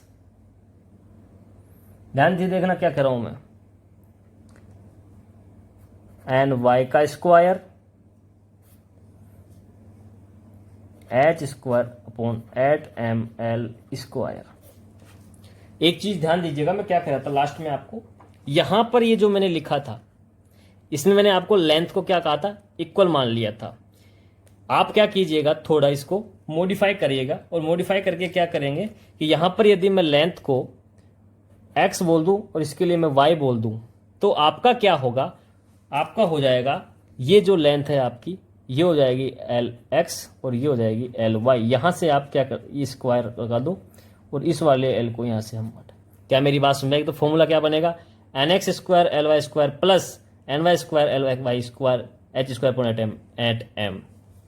ये बन जाएगा आपका, क्योंकि यहां पर हम क्या कर रहे हैं, लेंथ डिफरेंट लेके चल रहे हैं ना बिल्कुल, तो लेंथ डिफरेंट है तो हम इसको भी क्या करेंगे, डिफरेंट लेके चलेंगे। चलिए, तो मैं क्या बात कर रहा था यहां पर कि आपकी लेंथ क्या होगी, सेम। लेंथ सेम होने पर आपका कौन से बॉक्स का मॉडल फॉलो करेगा, स्क्वायर बॉक्स को फॉलो करेगा, और आपकी जो एनर्जी का फॉर्मूला हो जाएगा वो ये हो जाएगा। एनर्जी का फॉर्मूला जब ये हो गया तो साई वाला जो था आपका NX और NY वो क्या हो जाएगा, वो हो जाएगा आपका, मैंने बताया था √4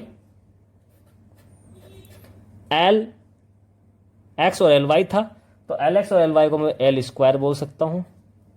क्या बोल सकता हूं आपका, L स्क्वायर बोल सकता हूं। और आपका जो फंक्शन था वो था sine NX πx by L sine NY πy by L, यही कहूंगा। मुद्दे की बात क्या है समझिएगा, यहां पर ये जो आपका कांस्टेंट आया, नॉर्मलाइजेशन कांस्टेंट, ये कितना हो जाएगा, √4 L स्क्वायर, जिसको मैं कह सकता हूं 2/L। यहां पर आपका जो कांस्टेंट निकल के आ गया वो क्या हो गया, 2/L। ध्यान क्या देना है, जब आपकी लेंथ यहां पर सेम कर दी, तो लेंथ कम कर दी, तो ध्यान दीजिएगा यहां पर ये स्क्वायर बॉक्स होता है, इसके अंदर होती है डीजनरेसी।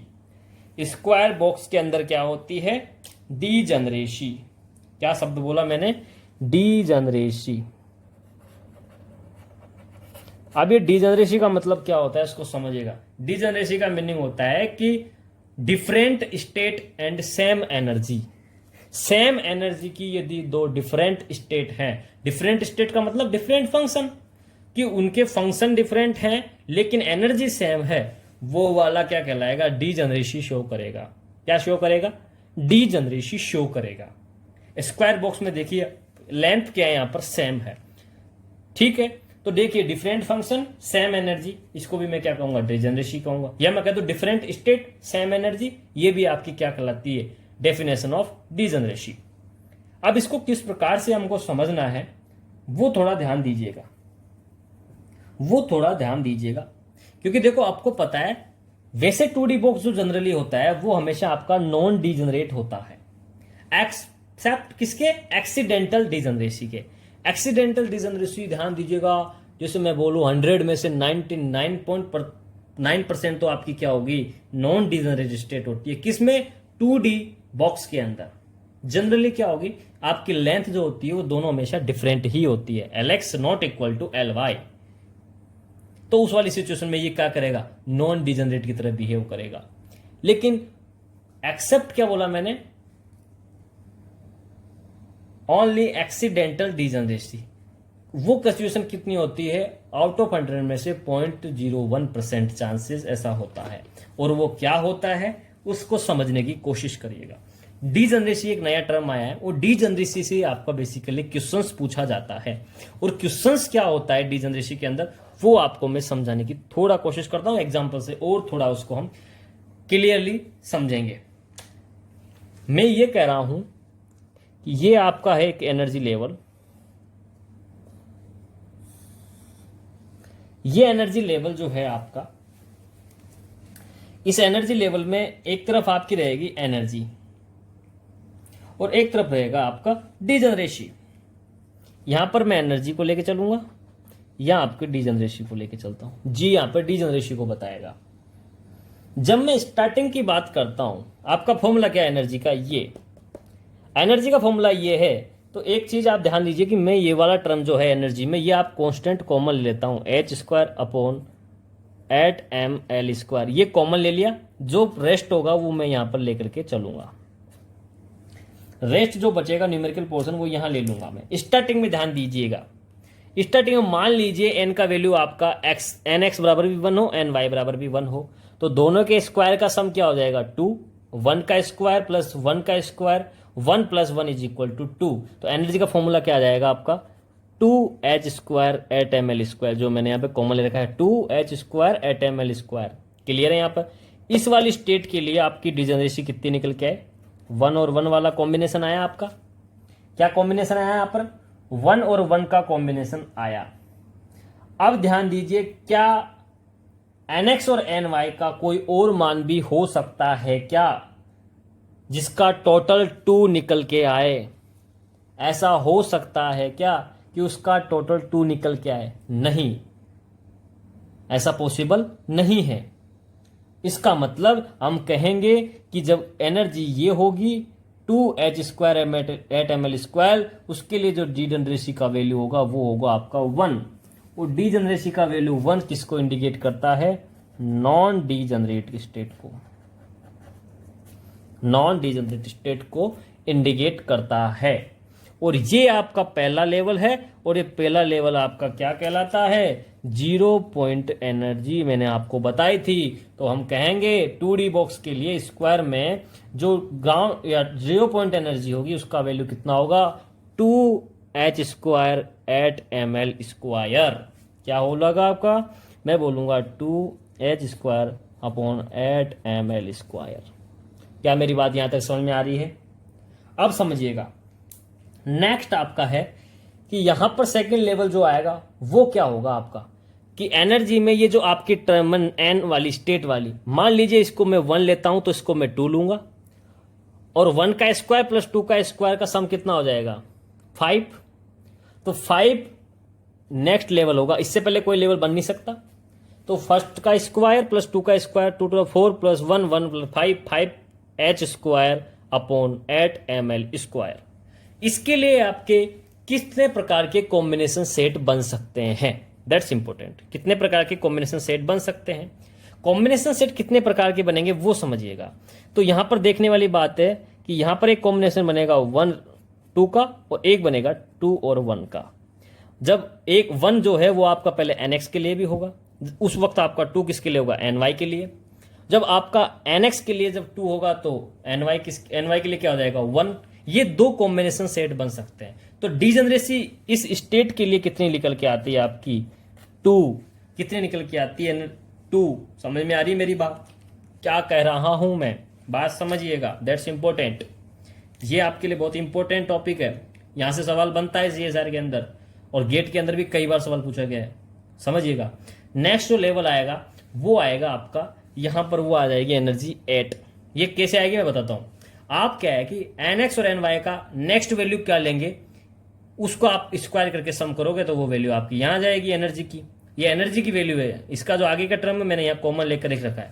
समझिएगा मेरी बात। जब 8 लिया, इसका मतलब nx भी 2 हो गया और ny भी 2 हो गया।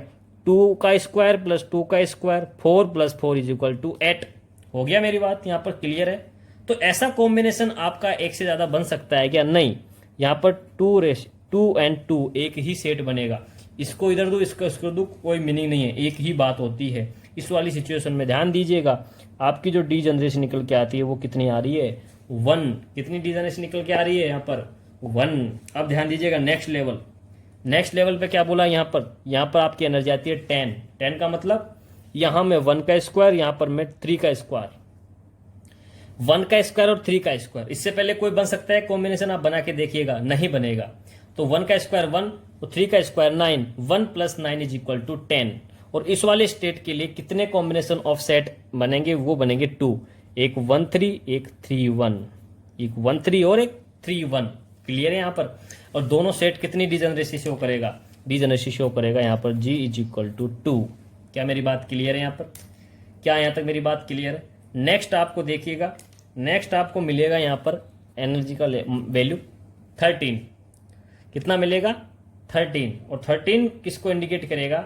वो इंडिकेट करेगा आपका 2 का स्क्वायर प्लस 3। 2 और 3 का कॉम्बिनेशन सेट लेंगे। 2 का स्क्वायर 4, 3 का स्क्वायर 9, 9 और 4 इज इक्वल टू 13। तो यहाँ पर 2 वैल्यू निकल के आएगी। एक हो जाएगी 2 3, एक हो जाएगा 3 2। क्या मेरी बात समझ में आ रही? डिफरेंट है तो एक दूसरे को अपन रिवर्स कर लेते हैं। तो यहाँ पर भी जो एनर्जी, जो आपका डीजनरेसी है, उसका वैल्यू कितना निकल के आएगा? 2।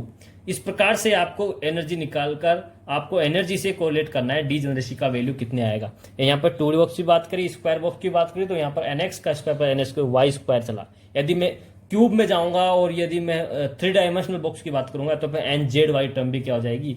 ऐड हो जाएगी। ये आपको मेरी बात समझ में आ रही है? ये डायग्राम आपको याद करना है। किस प्रकार से याद करना है? क्वेश्चंस के अप्रोच लगा करके मैं आपको समझाता हूं। नेक्स्ट क्वेश्चन आपके सामने लिख रहा हूं मैं, इससे रिलेटेड, किससे? डीजनरेसी से रिलेटेड। उसके बेसिस पे हम यहां पर रीजनिंग सोल्व करेंगे। क्वेश्चंस क्या है उसको देखो। क्वेश्चन क्या है वो समझिएगा। क्वेश्चन आपका है कि 2D बॉक्स, कौन सा? Square, 2D square box energy कितनी दी है उसके लिए हमको 30H² upon 8ml²। Then calculate the degeneracy.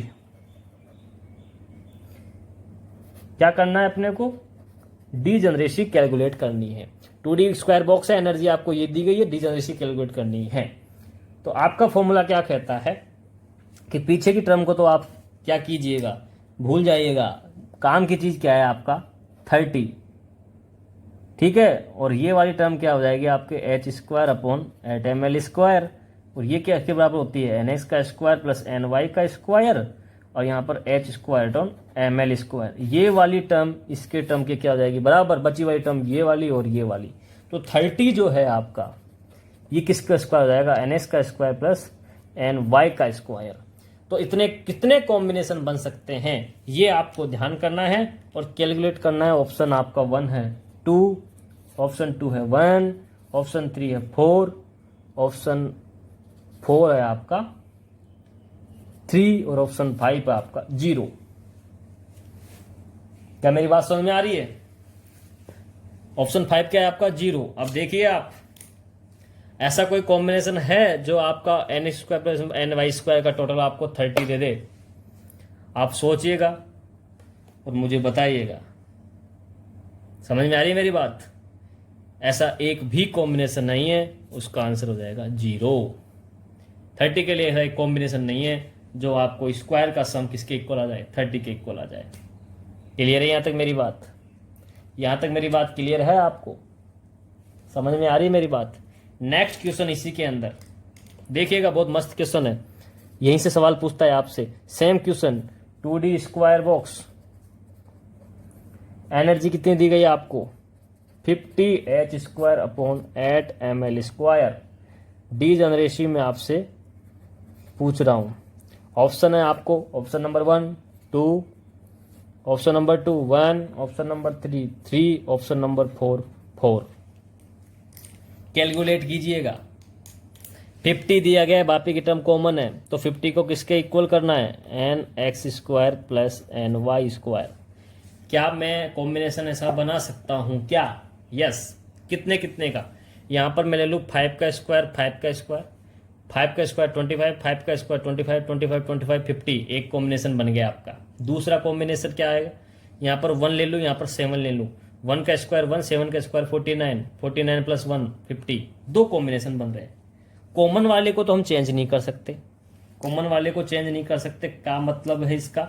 इसका मतलब है भैया कि आपका जो फिर 5 और 5 पे ये तो एक ही सेट बनाएगा। दूसरा मैंने आपको दिया 1 और 7, ये 1 7 भी हो सकता है और 7 1 भी हो सकता है। मैंने बताया था ऐसे वाले को हम यहाँ पर रिवर्स कर लेते हैं। टोटल सेट ऑफ कॉम्बिनेशन कितने बने यहाँ पर? 3 बने। कितने बने यहाँ पर? 3। इट मीन्स आपकी डीजनरेसी कितनी हो जाएगी? 3। और उसमें ध्यान क्या देना है आपको कि जो ये वाली है ये तो आपस में सेम है, लेकिन ये दोनों इस वाली से क्या है, डिफरेंट है। तो ये जो आपकी डीजनरेसी का सेट आया, ये डीजनरेसी का सेट आपका कहलाता है एक्सीडेंटल डीजनरेसी। क्या कहलाएगी ये? Accidental degeneracy. जब क्या कहता है डीजनरेसी का फॉर्मूला हमें क्या कहता है वो समझिएगा। When two degenerate state does not have any common number then it is called accidental degeneracy। कि किसी भी स्टेट की डिजेनरेसी का जो कोई भी एक डाटा कॉमन किसी अदर डाटा से मैच नहीं करता है तो वो वाली क्या कहलाती है? आपकी एक्सीडेंटल डीजनरेसी कहलाती है। तो आपसे एग्जाम के अंदर क्या पूछेगा कि आपकी एक्सीडेंटल एनर्जी कितनी है, तो आपको एक पे टिक करना है। और आपको पूछे डीजनरेसी कितनी है तो आपको किस पे टिक करना है? यहाँ पर टोटल डीजनरेसी कितनी है? यहाँ पर 3। तो आंसर इज 3। कैलकुलेट करना आना चाहिए, कोरिलेट करना चाहिए। पूरी फिजिकल केमिस्ट्री का सेकंड पोर्शन में अपने को कोरिलेटर वाला फंक्शन लगा करके चलना पड़ेगा। क्या यहाँ तक मेरी बात आपको समझ में आ रही है? अब इस पर रिलेटेड किस क्वेश्चंस आए होंगे जो मैं आपको आगे एग्जाम बूस्टर में लेकर के डिस्कस करूंगा। और कुछ नई वेराइटी के क्वेश्चंस भी हैं जिसको मैं एग्जाम बूस्टर में करवाऊंगा ताकि आप उसको सीरियसली फोकस करें अपकमिंग एग्जाम्स के अकॉर्डिंग। क्लियर है? उसमें क्या करूंगा मैं, लेंथ को वेरी करूंगा, लेंथ चेंज कर करके मैं आपसे क्वेश्चन पूछूंगा जो आपसे CSR में पूछा भी गया है और आगे भी किस लेवल पे पूछेगा वो अप्रोच में यहाँ पर डिस्कस करूंगा। क्लियर है यहाँ पर? यहाँ तक आपको क्लियर है? अब देखिएगा ध्यान से, सेम चीज जो मैंने आपको 1D के लिए बताई वो आपके लिए 2D के लिए भी हो सकती है। जो चीज मैंने आपको 1D के लिए बताई वो सेम चीज आपके 2D के लिए भी हो सकती है।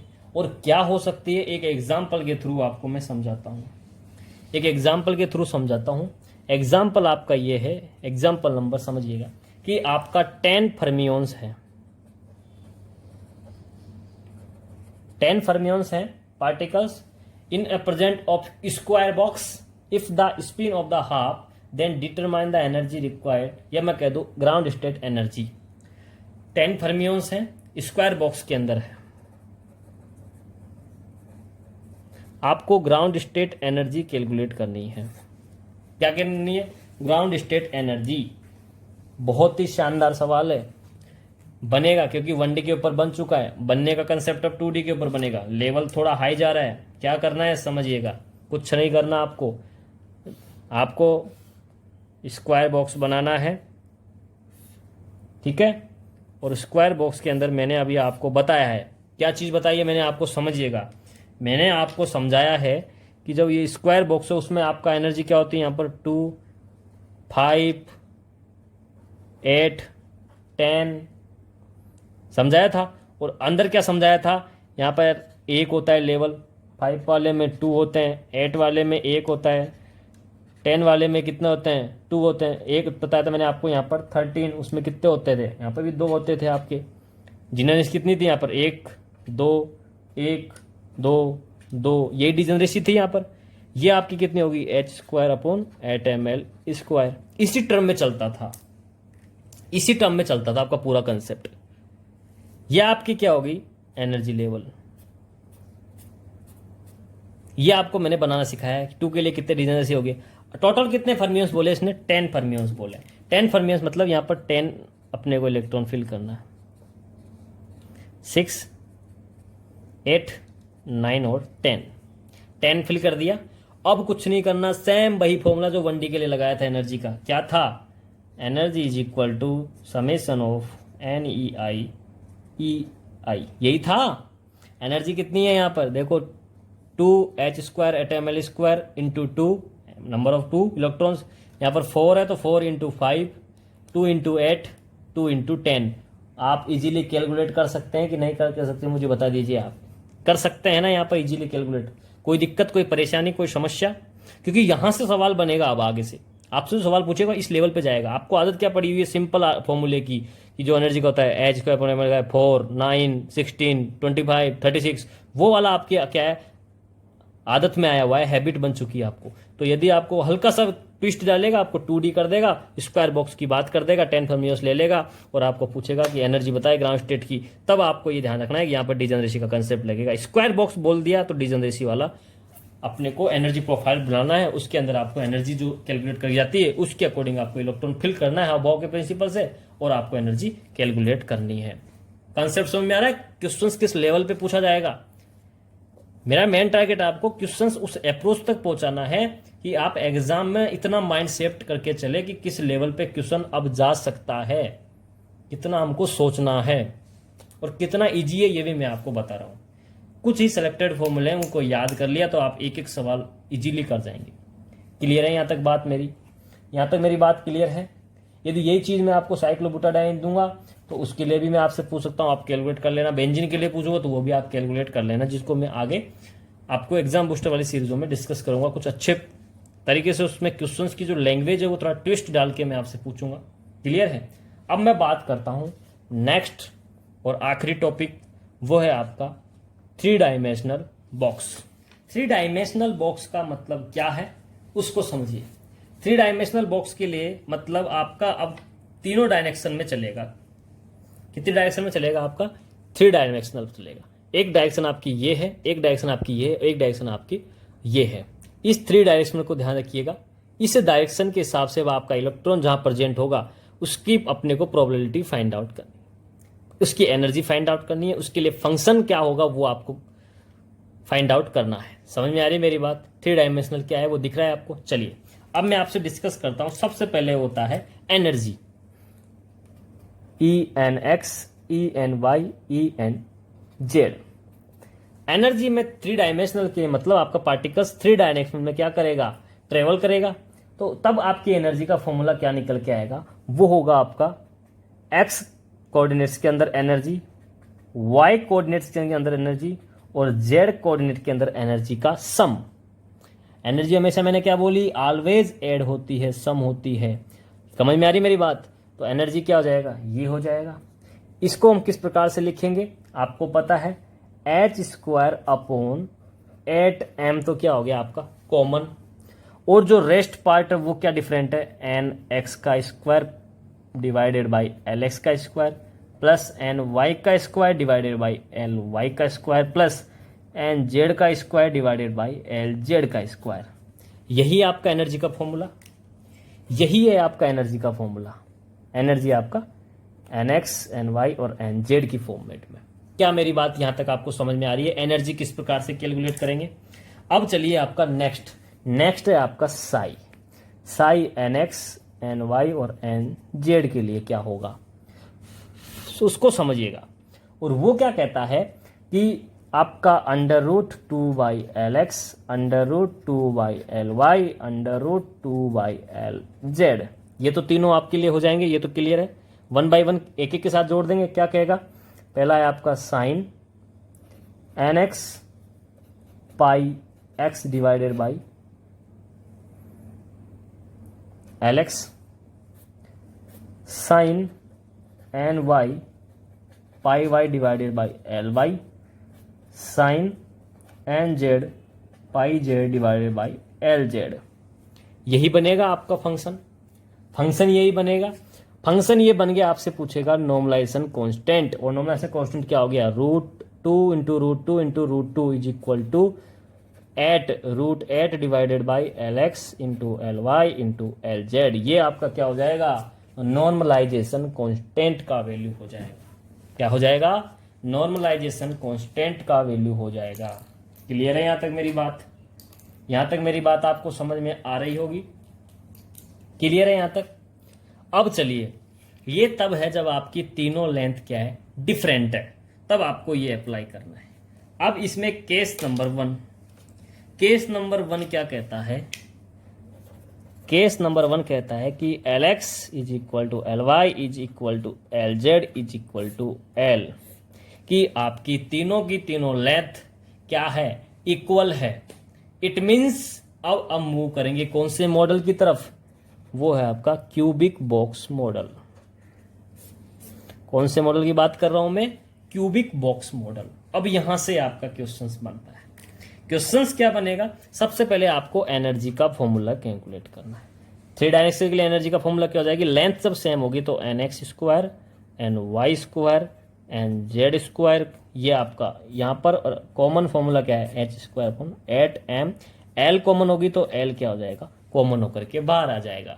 ये फॉर्मूला आपका क्या हो गया, क्यूबिक बॉक्स के लिए एनर्जी का फॉर्मूला हो गया। जब आपकी लेंथ क्या होगी, सेम, आपका फंक्शन साई क्या बन जाएगा, साई बन जाएगा आपका L X L Y L Z को एल बोल दिया तो एल एल एल मतलब एल का क्यूब, यही बोलेंगे हम, एल का क्यूब। तो किस प्रकार से लिखूंगा उसको मैं, इसको मैं बोल सकता हूं आपका कि under root 2 by L under root 2 by L under root 2 by L, साथ में आपका ये कॉमन चलेगा, sine N X pi X by L. Clear है, sine N Y pi Y divided by L, sine N Z pi Z divided by L. यही चलेगा आपका।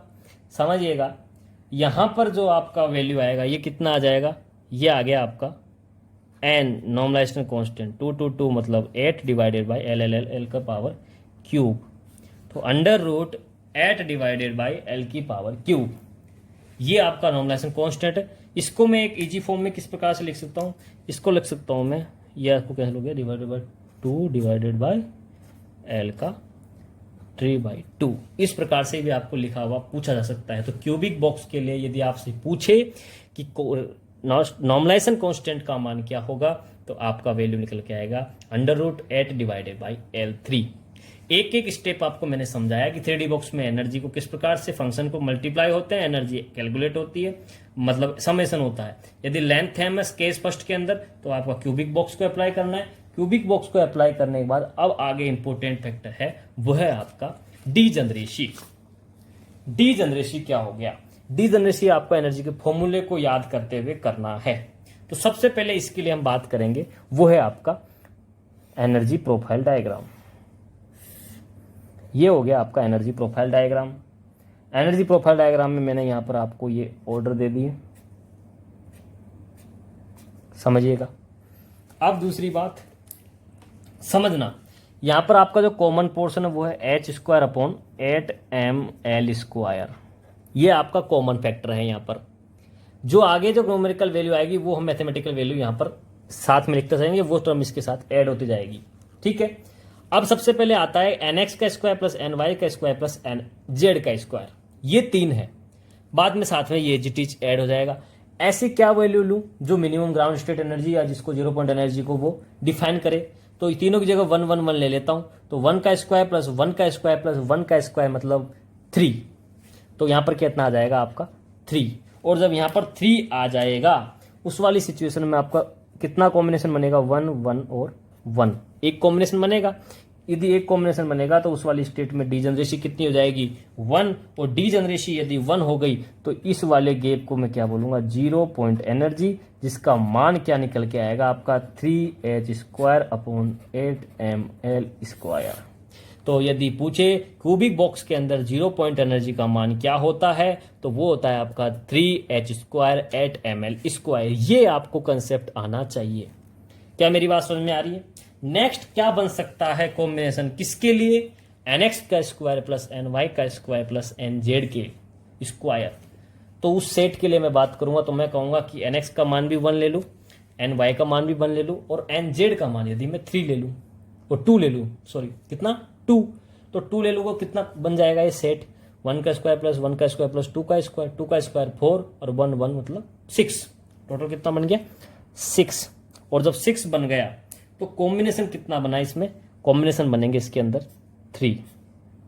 कितने कॉम्बिनेशन बनेंगे? 3। मतलब 1 1 और 2 का कॉम्बिनेशन, 1 2 1 का कॉम्बिनेशन, 2 1 1 का कॉम्बिनेशन। जब 2 डाटा सेम एक डिफरेंट है तो ओवरऑल कितने कॉम्बिनेशन बनेंगे? यहाँ पर 3। क्या बोला मैंने? 2 डाटा सेम एक डिफरेंट है तो 3 कॉम्बिनेशन बनेंगे। और जब तीनों ही डिफरेंट है तो कितने कॉम्बिनेशन बनेंगे? 6। कैसे बनेंगे आगे डिस्कस करेंगे।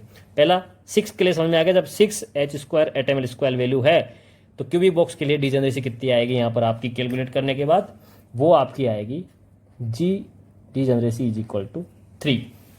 नेक्स्ट है आपका कि क्या वैल्यू लूं कि आपकी यहाँ पर एनर्जी क्या निकल के आई, इससे हायर निकल के आनी चाहिए।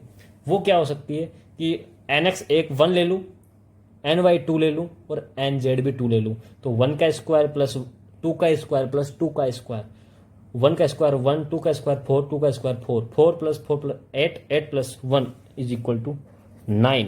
और 9h स्क्वायर 8ml स्क्वायर बन गया एनर्जी। इसके लिए डीजनरेसी कौन सी बनेगी? मैंने कहा 2 वैल्यू सेम एक डिफरेंट, तो कितने कॉम्बिनेशन देगा? 3 1 2 2 2 1 2 2 2 1। कितने कॉम्बिनेशन बने? यहाँ पर 3 कॉम्बिनेशन बने। और 3 कॉम्बिनेशन किसको इंडिकेट करेंगे? डीजनरेसी को। कितनी डीजनरेसी बनेगी? यहाँ पर 3 बनेगी। नेक्स्ट जो एनर्जी का बनेगा वो आपका बनेगा यहाँ पर 11 का। और इनेबल के लिए ध्यान दीजिएगा 11 नंबर पे लिए जो आपकी डीजनरेसी एनर्जी बनेगी वो कितने होंगे? 1 1 और 3, 1 1 और 3। जब 2 डिफरेंट एक सेम तो आपके 3 कॉम्बिनेशन बनेंगे 1 3 1 3 1 1। क्या मेरी बात यहाँ तक समझ में आ रही है? 3 कॉम्बिनेशन बने तो आपकी डीजनरेसी कितनी हो जाएगी? 3। अब ये मत सोच लेना कि पहला 1 है तो 3 3 3 चलता रहेगा, नहीं, अगला ही देख लीजिएगा आप। नेक्स्ट कितना है आपका? नेक्स्ट आएगा आपका ये किसके लिए? 11 के लिए, ये इसका हो गया। अब इसकी बात कर रहा हूँ मैं। नेक्स्ट है आपका 12। 12 का मतलब क्या हो गया आपका? देखो ध्यान से समझिएगा, ये आपका इसका है। अब मैं बात कर रहा हूँ 12 और 12 नंबर का यहाँ लिख रहा हूँ मैं। और ध्यान से समझना क्या लिख रहा हूँ, इंपॉर्टेंट है, बहुत ज़्यादा इंपॉर्टेंट। कैसे है? 12 का जो कॉम्बिनेशन निकल के आएगा वो आएगा आपका केवल एक लेवल निकल के आएगा, वो होगा 2 2 2। कितना?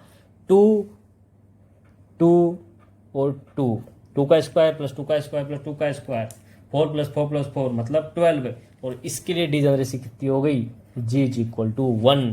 तो 12 वाले के लिए डिजनरेसी कितनी आ रही है, 1। तो आपका जो आप सोच रहे थे ना कि एक का कॉम्बिनेशन बनेगा 1 3 3 3 3 3 चलता, नहीं। क्लियर है यहाँ पर। अब समझिएगा नेक्स्ट जो एनर्जी का लेवल आएगा वो आएगा आपका 14। और वेरी वेरी इंपॉर्टेंट है 14, क्योंकि यहां से सवाल बनता है 14 के ऊपर से। और सवाल क्या बनेगा, 14 के लिए डिजनरेसी क्या आएगी। तो 14 के लिए डिजनरेसी होती है 1 का स्क्वायर प्लस 2 का स्क्वायर प्लस 3 का स्क्वायर। जब तीनों ही डाटा डिफरेंट हैं तो अब आपके कॉम्बिनेशन बनते हैं टोटल कितने, 6। 1 2 3 2 1 3 2 3 1 3 1 2 1 3 2 और आपका 3 2 1। टोटल कितने बन गए, 6। तो यहां पर आपका जो डिजनरेसी आएगा वो आएगा 6। और 14 H square eight M L square cubic box के लिए डिजनरेसी क्या होगी आपसे डायरेक्ट पूछेगा। दिमाग में रीजनिंग लेवल पे सवाल है, ये रीजनिंग के टाइप का क्वेश्चन है। तो कितनी डिजनरेसी आएगी, 6 डिजनरेसी आएगी। क्वेश्चंस बनाना आपको आना चाहिए सेल्फ, कि आपसे किस तरीके से सवाल पूछ सकता है। मेरी बात क्लियर है यहां तक मेरी बात क्लियर है। ये एनर्जी प्रोफाइल डायग्राम हो गया इसके लेवल का। अब आपसे मैं एक क्वेश्चन डिस्कस कर लेता हूं, बेसिक क्वेश्चन आपको इसी के ऊपर, कि आपका क्यूबिक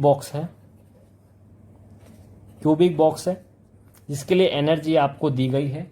और एनर्जी आपकी 54 H square upon 8 M L square कितना दिया गया, 8 ना दे करके आपको 16 एम एल स्क्वायर दिया गया है। क्लियर है, ठीक है। आपको कैलकुलेट करना है डिजनरेसी।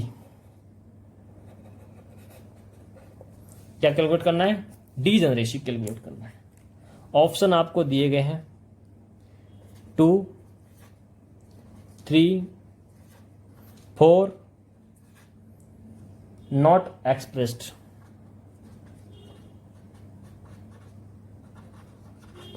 नॉट एक्सप्रेस्ड मतलब हम कैलकुलेट नहीं कर सकते। ये 4 ऑप्शन है। आपको क्या करना है, इस एनर्जी को क्यूबिक बॉक्स की एनर्जी से कोरिलेट करो। मतलब 54 H square upon 16 M L square is equal to N square H square upon 8 M L square होता है। यहाँ एन स्क्वायर क्या है आपका, एन एक्स का स्क्वायर प्लस एन वाई का स्क्वायर प्लस एन जेड का स्क्वायर। यही है आपका। अब जब इसको मैं कोरिलेट करूंगा तो ये टर्म आपकी कॉमन है, किसके इक्वल है आपकी ये टर्म, यहाँ पर 8 का मतलब हो गया कि यहाँ पर ये आपका 2 यहाँ पर एक्स्ट्रा है और यहाँ पर 2 एक्स्ट्रा है।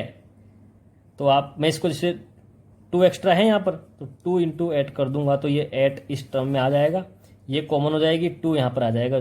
24 divided by 2 is equal to N square, मतलब 27 is equal to N square. तो मैं इसको क्या कहूँगा, एन एक्स का स्क्वायर प्लस एन वाई का स्क्वायर प्लस एन जेड का square equal to 27। That's important कि आपको कुछ भी दे, आपको अपने फॉर्मूले में क्या करो, कोरिलेट करो उसको।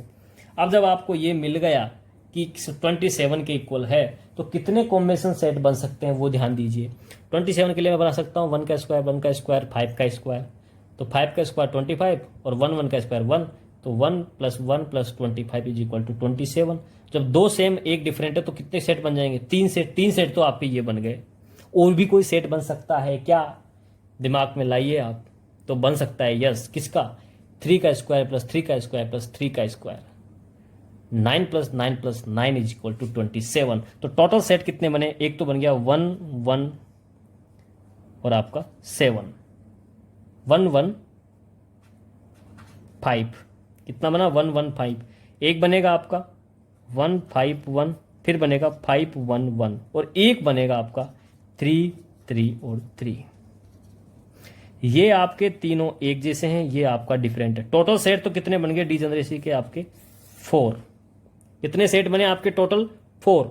लेकिन ये वाली जो डिजनरेसी है ये वाली डिजनरेसी इससे क्या है, डिफरेंट है, जिसको मैंने कहा आपको, इसको मैं क्या नाम दूंगा, ये हो जाएगी आपकी एक्सीडेंटल डिजनरेसी। क्या कहलाती है? Accidental degeneracy. तो यहाँ पर 333 क्या हो जाएगी, एक्सीडेंटल डिजनरेसी को इंडिकेट करेगी। यहां तक आपको मेरी बात क्लियर आ गई होगी समझ में कि मैं आपको क्या कहना चाह रहा हूं। क्वेश्चन आपको समझ में आया कि क्यूबिक बॉक्स के लिए आपको एनर्जी दी गई थी इस फॉर्मेट में, डिजनरेसी पूछी थी, तो फॉर्मूले को कोरिलेट किया, एन स्क्वायर को मैं कॉमन इस तरीके से एक्सप्रेस कर सकता हूं, तो मैंने कैलकुलेट करके डिफरेंशिएट किया, ओवरऑल मैंने निकाला 27 इन दोनों का टोटल आना चाहिए, स्क्वायर का सम कितना, इतना कॉम्बिनेशन बन सकता है, वो बन सकते हैं 4। तो आपका आंसर होगा यहाँ पर ऑप्शन नंबर 3। क्या मेरी बात यहाँ तक क्लियर है? किस प्रकार से क्वेश्चन आपसे पूछा जाएगा, किस लेवल पर आपसे क्वेश्चन पूछे जाएंगे, ये आपके लिए बहुत ज्यादा इंपॉर्टेंट है। क्लियर है? सारी चीज आप ध्यान से देखें, ध्यान से समझें, एक एक क्वेश्चन को सोल्व करें। क्वांटम मैकेनिक्स बहुत ही ईजी है, बस आपको इजीली यहाँ पर समझना है कि पूछना क्या चाह रहा है। बहुत बेसिक चीजें। आज हमने क्या क्या डिस्कस किया, 1D बॉक्स को कंप्लीट किया, 1D बॉक्स के बाद में हमने 2D बॉक्स को डिस्कस किया, 2D बॉक्स के बाद में हमने 3D बॉक्स को डिस्कस किया। 2D और 3D बॉक्स से आपसे बेसिकली जो सवाल बनेगा वो बनेगा डिजनरेसी के ऊपर। 1D बॉक्स के अंदर मैंने आपको सारी एक्सपेक्टेशन वैल्यू निकालना, फंक्शन निकालना, फंक्शन से जुड़ी कुछ चीजें, maxima, minima, position of node, energy, lambda, ये सब चीजें आपसे पूछी जा सकती है। यहाँ पर आपका बॉक्स जो मॉडल है, पार्टिकल इन बॉक्स, ये आपका कंप्लीट होता है। और ध्यान दीजिएगा, क्वांटम मैकेनिक्स का ये चैप्टर बहुत ही इंपॉर्टेंट है। ये पोर्शन इतना इंपॉर्टेंट है कि यहां से आपका 100% क्वेश्चन आएगा ही आएगा, नो डाउट। क्लियर है? इसलिए साथ में अपने क्विक नोट्स बनाना शुरू कर दीजिए। इसमें से जो क्वेश्चंस यहाँ पर प्रैक्टिस करवाई जा रही है उनको थोड़ा डिटेल फोकस कीजिए, क्योंकि हम जो भी क्वेश्चन डिस्कस कर रहे हैं अभी तक वो नए हैं, और एग्जाम बूस्टर में जो भी क्वेश्चन हम लेके आएंगे वो नए क्वेश्चन होंगे जो आपसे अपकमिंग एग्जाम में डायरेक्ट पूछा जा सकता है 2020 के अंदर। क्लियर है यहाँ तक मेरी बात? क्लियर है यहाँ तक? आपको ध्यान देना है। आपको जीएससी की क्लासें ले रहे हैं आपके कौन, केतन अमलानी सर, वहां पर आप कंटिन्यूसली उसको फोकस करें। बहुत जल्दी आपको नया कंटेंट आपको मिलने वाला है। स्टीरियो केमिस्ट्री आपको हो सकता है जल्दी स्टार्ट कर दी जाए, क्योंकि जो रिएजेंट और जो आपको मैं पढ़ा रहा था, कौन सा रिएजेंट और नेम रिएक्शंस, तो उसमें स्टीरियो का कुछ इश्यू आता है। मैंने आपको ट्रिकली उस वक्त तो आपको समझा दिया है, लेकिन जीओसी और स्टीरियो ऐसा टॉपिक है जो आपको बेस यदि आपका स्ट्रॉन्ग हो गया तो नेम रिएक्शन और रिएजेंट वाले पोर्शनों में जब स्टीरियो वाले कंसेप्ट आते हैं तो आप इजीली वहां पर कर सकेंगे। तो वो चीज आप थोड़ा ध्यान दें और उस वाली वीडियोस को भी आज कंटिन्यूसली देखें। अभिषेक सर आपकी इनऑर्गेनिक स्पेक्ट्रा और ओएमसी को कंटिन्यू कर रहे हैं। दोनों ही मेजर टॉपिक है इनऑर्गेनिक का। हर कोई इसको डिटेल में, इतना डिटेल में नहीं पढ़ा पाएगा, क्योंकि आजकल सीएसआर का और गेट का लेवल थोड़ा बहुत हाई हो चुका है, और लेवल इतना हाई हो गया है कि स्टेटमेंट जब क्वेश्चंस आते हैं तो बच्चे उसको अटेम्प्ट ही नहीं कर पाते हैं। या तो उसको एग्जाम को अटेम्प्ट करेंगे तो वो गलत जाएगा, या उसको ड्रॉप कर देंगे, क्योंकि इतना डिटेल अपन स्टडी नहीं करते। हम केवल सिंपली नोट्स या क्विक डिस्कस करते हैं, या बुक्स को पढ़ते हैं तो केवल ऊपर ऊपर से पढ़ते हैं। डिटेल के अंदर बुक्स को, एक एक लाइन को हम रीड आउट नहीं करते। और क्वेश्चंस आजकल जो बुक्स का जो पैराग्राफ्स है वहां से उठना शुरू हो चुके हैं। ठीक है, तो आपको जो वहां पर लेवल जो पढ़ाया जा रहा है, आप जाकर की वीडियो देखेंगे तो आप खुद फील करेंगे। और इस वीडियो के नीचे भी मैं आपको लिंक दिला दूंगा, तो आप वहां से डायरेक्ट क्लिक कर सकते हैं इनऑर्गेनिक स्पेक्ट्रा और जीओसी के। क्लियर है? आपको हाउ टू क्रैक वाली वीडियो बन चुकी है कि सीएसआईआर नेट किस प्रकार से आप फर्स्ट अटेम्प्ट में क्रैक करें। वो वीडियो आप नेसेसरली देख लें, क्योंकि जिस तरीके से आपको वो वीडियो बनाई गई है आप लोगों के लिए वो बहुत ही क्लासिकल है। एक बार देखें, आपको कंप्लीट व्यू और पैटर्न पता लग जाएगा कि किस प्रकार से हमको स्टडी करनी है। ध्यान दीजिएगा, बहुत बहुत बहुत इंपॉर्टेंट टाइम चल रहा है। इस समय का सही तरीके से यूटिलाइज कर लीजिए एग्जाम के पॉइंट ऑफ व्यू से, तो बहुत आगे चले जाओगे, वरना आगे बहुत प्रॉब्लम आने वाली है आने वाले समय के हिसाब से। क्लियर है? तो थोड़ा सीरियस होकर के अपने आप को मोटिवेट करें और एग्जाम की प्रिपरेशन में दिन रात लग जाइए। ओके, तो नेक्स्ट वीडियो में हम आगे नए टॉपिक के साथ डिस्कस करेंगे। आप यहां पर आज 1D बॉक्स कंप्लीट होता है। वीडियो अच्छी लगी तो लाइक करें, चैनल को सब्सक्राइब करवाएं, ज्यादा से ज्यादा जितना वायरल कर सकते हैं वायरल करें। ठीक है, और कमेंट करके बताएं जो भी क्वेश्चंस पूछे हैं और वीडियो अच्छी लगी हो तो। All the very best, good luck.